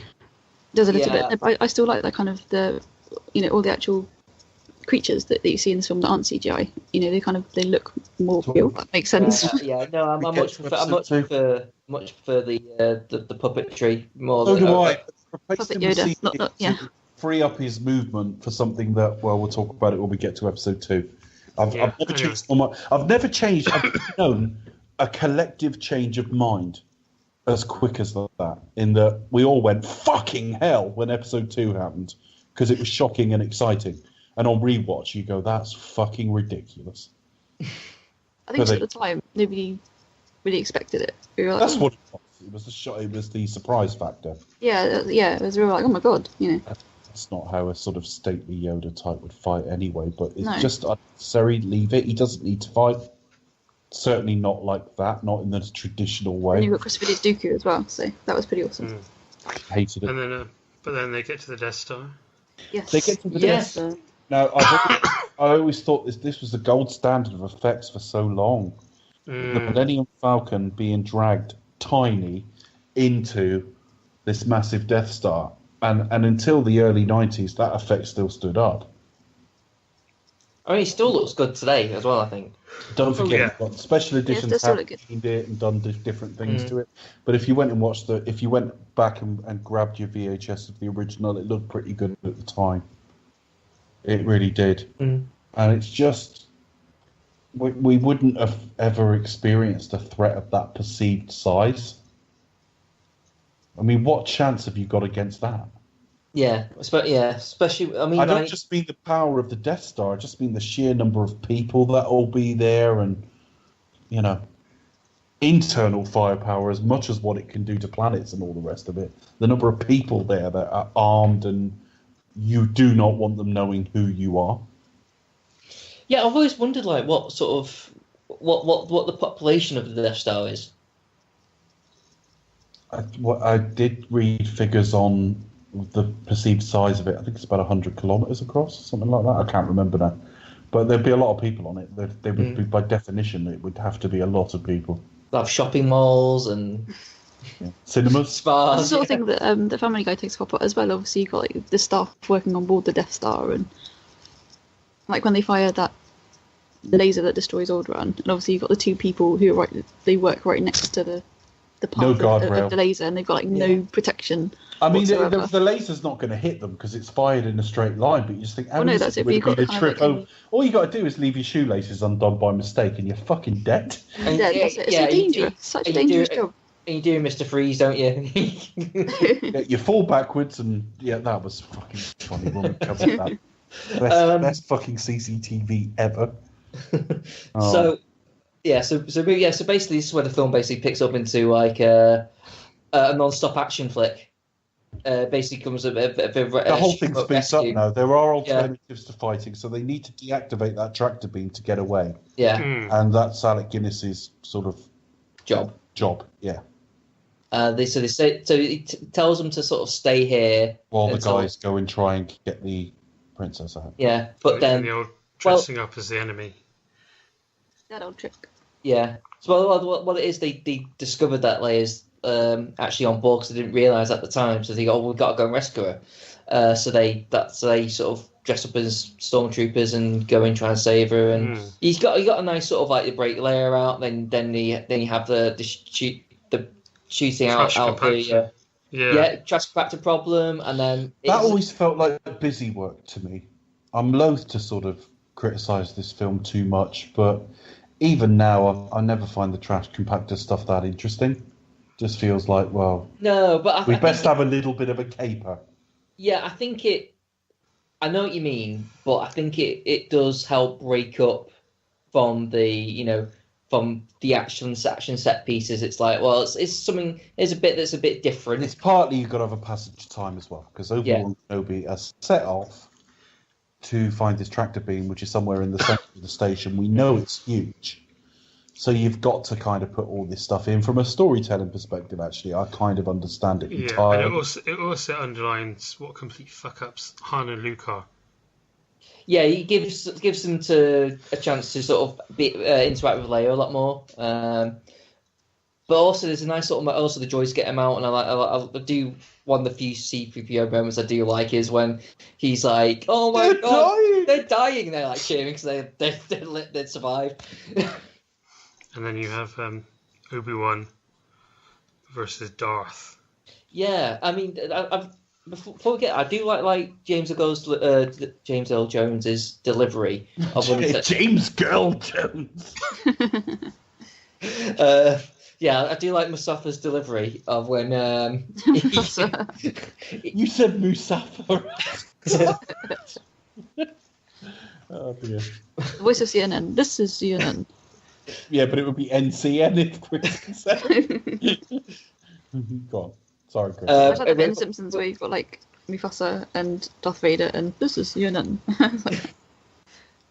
Then when you have when he says like, I haven't felt a presence this long since, and just walks off. It sounds it can almost sound like come across as a bit daft or like a bit silly. It's like, are you not going to finish that sentence? But the delivery kind of makes it work. Oh, it works. Yeah. But anyway, yeah, we get to this basic all-man fight, which, to be fair, I think the effects of even the original one look really good for that time. They do. There's only one error in the lightsabers around here, which I'll get to because it's at the very end of the scene. At one point, I could see the stick. I could see like as the blast doors close around Vader. Darth Vader's lightsaber is just that's like fixed in the Blu-ray. But it wasn't fixed until the Blu-ray. The 2004 DVDs and the 97 film left that mistake in. They've changed rotoscoping effects over the years, and they've also had restoration work, which was done by Lowry, the same people who did the Bond films, and they do a terrific job. But errors do creep in. You've got fights where like the core of the lightsaber's missing and stuff like that, or shots anyway. Not in this film so much, but George Lucas's first off, you've got Alec Guinness wasn't exactly an action hero, but on top of that, you've got George Lucas's direction in this era that they're heavy, that they need two hands to control, and they're heavy and unwieldy lightsabers. So they were directed to make it look a little bit ungainly and awkward, which of course is the only real time that happens. Yeah, Darth Vader is still half robot. Yeah, absolutely. But yeah, so and then. But yeah, we've got now it obviously effectively ends with. This never really gets fully explained in this film, but you'd infer force or something from what we've been told because we hear his voice later. But obviously the body disappearing, we don't know if that's some bizarre physics of this universe, depending on how you die. It's not really explained, but it is clear from Alec Guinness's expression and the way he holds his lightsaber up in front of him that he's giving his life away here. Oh, absolutely. And there's like it's the right thing to do. Yeah, I always like the way as well, the way Vader steps on a cloak. Yeah, it's like, where's he gone? In like bemusement. Yeah, that's the only problem, because obviously at the end of Jedi, he becomes a Force ghost. Whereas at this point, Vader clearly has no concept of Force ghosts. Yeah. Because Force ghosts involve the physical form joining the Force, effectively leaving our realm. And the way he stamps on it, he can't figure out what's just happened. Yeah, which I kind of like, but then I say it makes no sense later on in the trilogy. But that is the majority of the plot now, because obviously we get away with the they get away with the plans. The plans now have to be analysed. Yes, they do. They figure out where Alderaan is. I mean, like they do put a tracker on. No, that's the thing. They put a tracker on to find out where the actual rebel base is. And Leia does point it out, the fact that they're probably tracking us, and it was like, well, and they were like, no, we don't care. Yeah. Which she is the smartest of them. Yeah.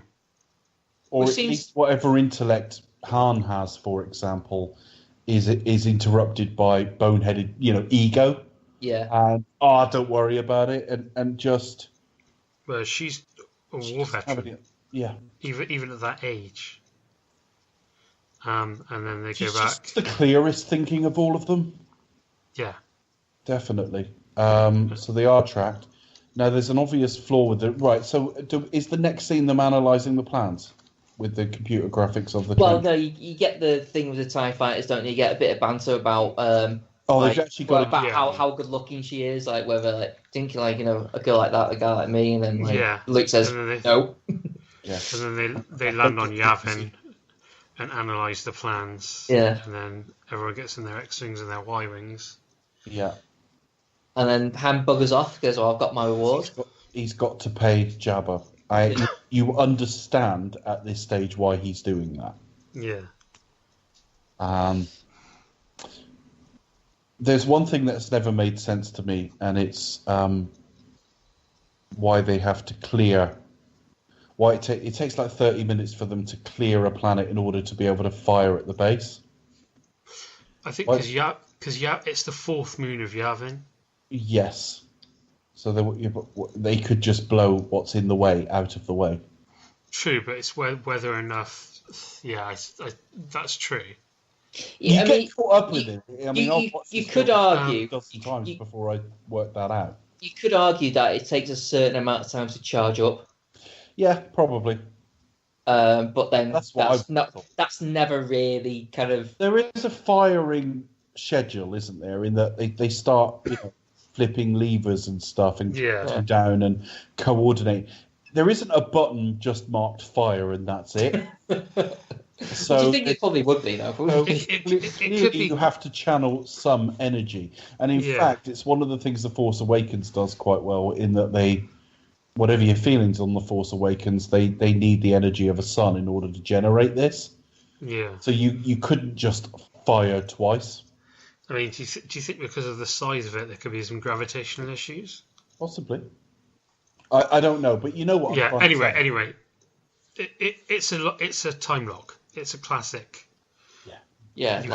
You have to blow this up before this happens. Is in position in 7 minutes, or everyone's going to die.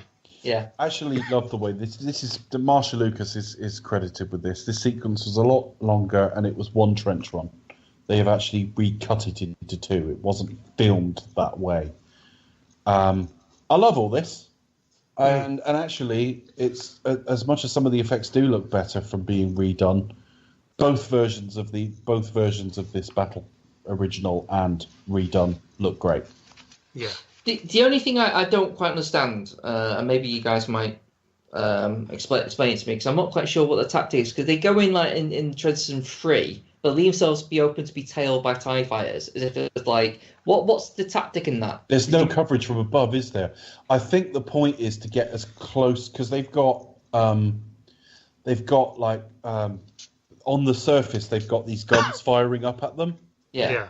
I think the basis is you get as close as possible to them. It's inherently dangerous because you have to reduce the maneuverability of the defenses that are already there. Okay. I think you can't just have X and Y wings up in the air, so to speak, giving coverage to those in the trench, because the star itself has too many inherent defenses. You'd be creamed quickly. Yeah. Okay. It just seemed like you just leave yourself being open just by like that might all be true, Chris. But those two ships, like in front of, was that just kind of like their kind of like a kamikaze cover to like give them more time to be shot? You know, I don't know. Well, why don't you just fly in one at a time and give yourself more opportunities? I don't know. The whole point, though, is to give the defences a lot to do. That's why there are different sort of groupings. Yeah, you stay with your wingman, and they do get battered. I mean, they do get hammered. Only two of them survive. Yeah, and one of them is damaged. In fact, both of them are damaged. I think Wedge has to pull out because he's fucked. Wedge being played by Dennis Lawson, the uncle of Ewan McGregor. Yeah, who ends up being in Jedi. He's like the is it Red Leader, isn't he? Yes. I don't know. Wasn't Luke? Yeah, no, I think he probably was. I don't know. We'll get there. He's Red Leader in Jedi anyway. Right. Okay. Yeah, and he's he's Rogue 3 in Empire Strikes Back. Okay. Snow Speeders. But anyway, yeah. So the whole point, though, is they're told when they analyse the plans that there's a small thermal exhaust port that's about 2 meters wide that you've got to hit with a straight shot to start a chain reaction that will go down to the core of the planet and blow it out. It's not a planet, it's a Death Star, but you get my point. Yeah. So they have to be extremely precise at great speed. And they're using the computers on board the ships to kind of track the technology is like the best chance that they've got to kind of get the best possible shot. And the idea is that each time they do this, it doesn't work, and they kept getting shot down until it's Luke's turn, and Luke decides to use the Force. Computer. Yeah, and that's his first proper milestone towards becoming a Jedi. The fact that he is able to do that with, again, Alec Guinness then coming back, doing the I should become more powerful than you can possibly imagine thing, and helping out Luke there, guiding him there, and then him making that shot, and that's it, really. They blow up the Death Star, and what I love is the wetness of it. They get medals. They're still counting down, and you've got Peter Cushing looking off to the sort of right, his right, and they're just waiting for it to happen, and then suddenly bang. I actually really like that. He does turn down the opportunity to evacuate himself when they are attacking a weakness. Do you want to evacuate? I think you overestimate their chances. But he kind of gives a look as he always to say, "Oh, I probably shouldn't have done that." It's like, well, he's going to stand around here looking like they're in charge. There are two scenes in this film that I think really make it feel so innocent and almost naive. There are two scenes in this film that I kind of wish weren't in it, which will probably be heresy. I've never liked the swing across the chasm with Princess Leia. That's too sort of boy zone for me. But also, I don't like the medal ceremony. I think it's really fucking cheesy. Yeah, it does. Yeah, it does. I've always hated it. Yeah, I really don't like it. It does. I like the music. I think it just looks dated as well. It's like, I don't give a shit if they get medals. It's like, so what? Here's a medal. You have to see the heroes getting trophies, but that's pointless, isn't it? What about Bond gets late? That's way more fun. Exactly. my only problem is that Chewie doesn't get one. I know. What about Wedge? He stuck through it all, didn't he? He did his duty. Where's his medal? Yeah, where's his medal? Han just shows up at the last minute, shoots a couple of TIE fighters. The medal looks a bit like a Jim will fix it badge. Yeah. I mean, he's got no problem with the getting shut down by the Death Star. He just swings back in and goes like, "Yeah, sorted for you." Oh, I could have taken out Darth Vader, but I didn't bother. Han coming in at the last minute would have been joyous at the time.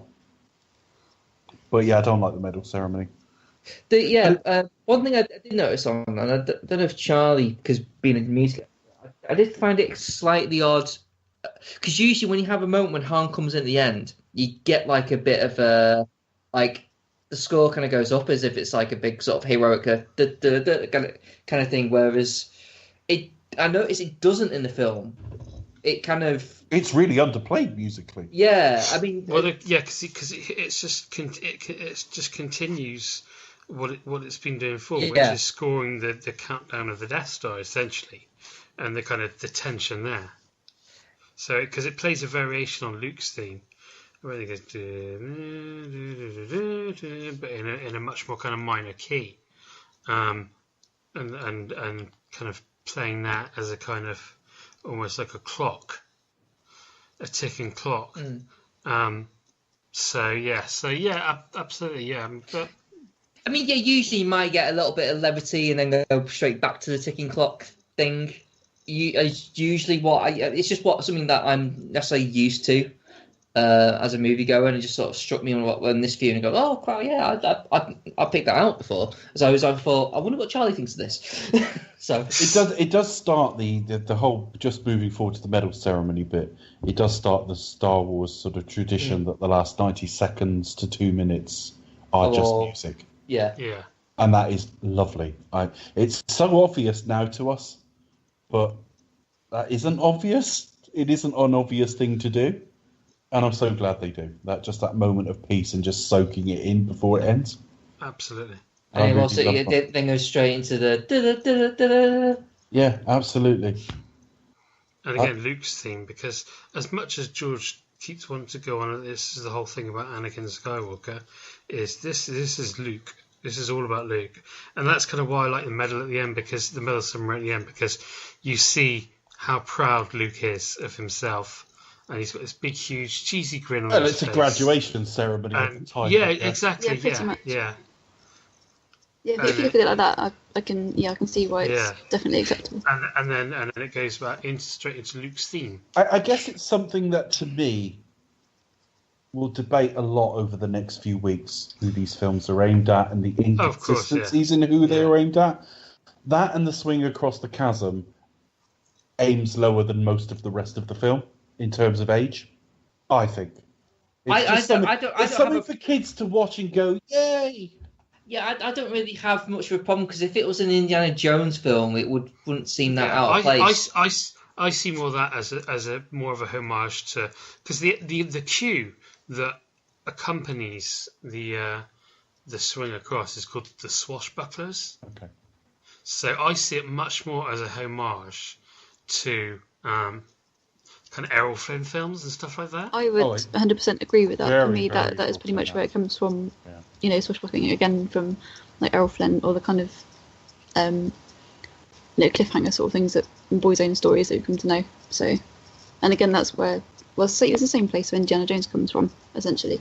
It's those kind of stories that they all grow up with. Of course, Indiana Jones is helped by the fact it's got a significantly older leading man than Mark Hamill.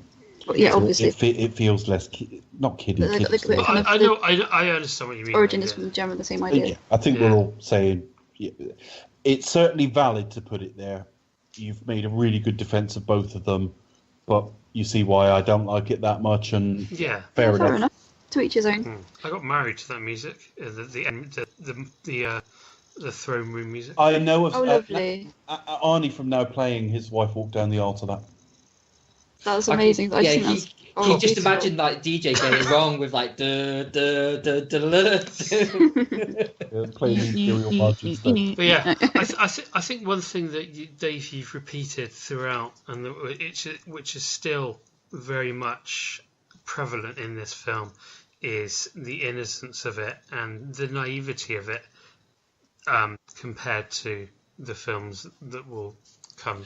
I mean, well, it's the least like product of any of it, really. Yeah. Bizarrely. Yeah. And it's nice.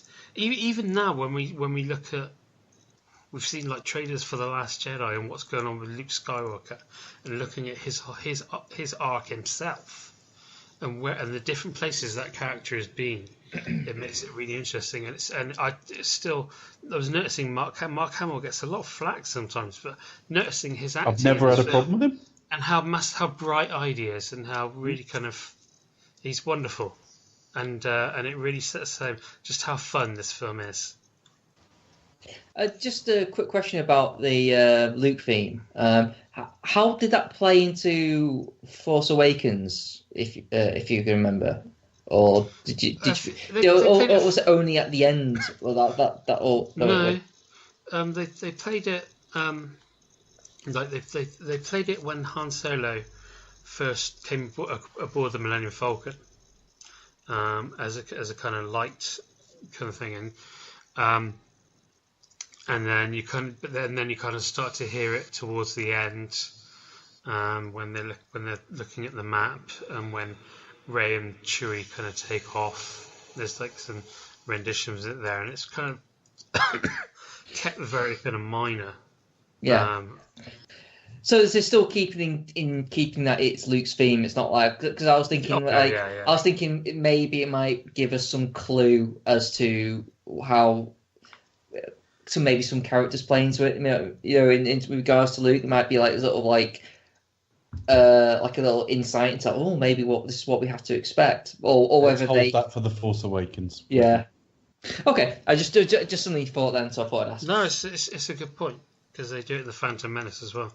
Yes, Star Wars. It's a classic for a reason. I think there's a spirit about it that's really independent. I think this is probably George Lucas's best film. I think the problem with George Lucas in terms of his later work here, I think that there's a hunger to succeed. I think it shows. It's like this guy actually made a film. Whereas you go back years later when he does the prequels, I think that's just kind of non-existent here. So I think he does a better job. But yeah, there's a very independent spirit to it. There's a do or die, which really works for the film. And what's to be said? It looks great. It's got a good spirit about it. It's decent sci-fi action adventure, it speaks to a lot of kids and people in general. It was popular for a reason. It was an entertaining flick that everyone loved. For me, it's probably the one I watched least of the original trilogy, actually, and I'll talk more about that when we come to the next two. It's no knock on this film. It's the order I fell in love with them with. It's certain things here that can only get built upon because this is the first entry. But it's a special film, and it's a special film. It's Ben Burtt and John Williams, actually. They're the two biggest factors. But then you throw in wipes and effects and all the other things as well. But it has a unique feel, and there's only really Superman the movie that's ever done that, where I just go, there's nothing quite like this, and it transports me to another sort of place and time when I watch it. So it's a special film to me too, possibly not as special as it is to a lot of the fans in and amongst what's coming. Yeah, there's not really a lot I can add to that, really. It's a sort of classic sci-fi movie for many reasons every scene. Yeah, definitely there's a list of very good reasons that we've already listed as to why this speaks to a whole generation of people and many more generations to come, definitely. But no, if you want a mix of sort of action, sci-fi, drama, Western and space, then pop this movie in and you won't be disappointed. I need to learn more about it though. Need some facts. I need some factage. Yes. Star facts. Star facts. That's actually for such laziness. That's actually inspired. Star fact number one. Okay. Chewbacca's growl is actually a mix of a bear, a lion, a walrus, and a badger. Star fact number two: Carrie Fisher had to stand on a box with the scenes with the actors because she was very tiny. Star fact number three: Luke and Wedge are the only Red Squadron pilots to survive all three original movies. Star fact number four: Sly Stallone, aka Rocky, auditioned for the role of Han Solo. A bit random. And also, fun fact, as I mentioned earlier, the series is 40 years old. This particular film. That's fun, folks. I had to reflect on it briefly, but yeah, it is. Yeah. I can't contain my excitement. We're all, yeah. We gave Becca such oxygen to work with there. The pause after the first fact, waiting for anything. Fucking crickets. So, social media, folks? Oh, you find me at the Pasty Kid 1976 on Twitter. Find me at Movie Drone on Twitter. You can find me at Cinetrox on Twitter. You can find us at Do You Expect Us to Talk on Twitter. No, you Or can't. at Do You Expect Us to Talk. Yeah, that's it. So Charlie, what about your Sound of Fear? Yeah. I run a podcast called The Sound of Fear about the music of horror movies. You can follow that on Twitter at SoundFearPod. Just go to Stitcher or iTunes, type in The Sound of Fear, and have a listen. Give us a rating. Preferably 5 stars because it is amazing. Yeah. And you want to give us 5 stars, that'd be great. Yeah. Yes, we can also be found on Stitcher and iTunes, and also at cinematronics.co.uk. But if you do listen to us on iTunes, please kindly give us 5-star rating, as it helps us to rank higher in the listings. We assume it does. Other podcasts claim it does, so we'll claim it too. Yes, it does, apparently. I've seen it happen. I think we've taken our first step into a larger world, which means, Becca, Do You Expect Us to Talk will return with Star Wars Episode 5, Empire Strikes Back.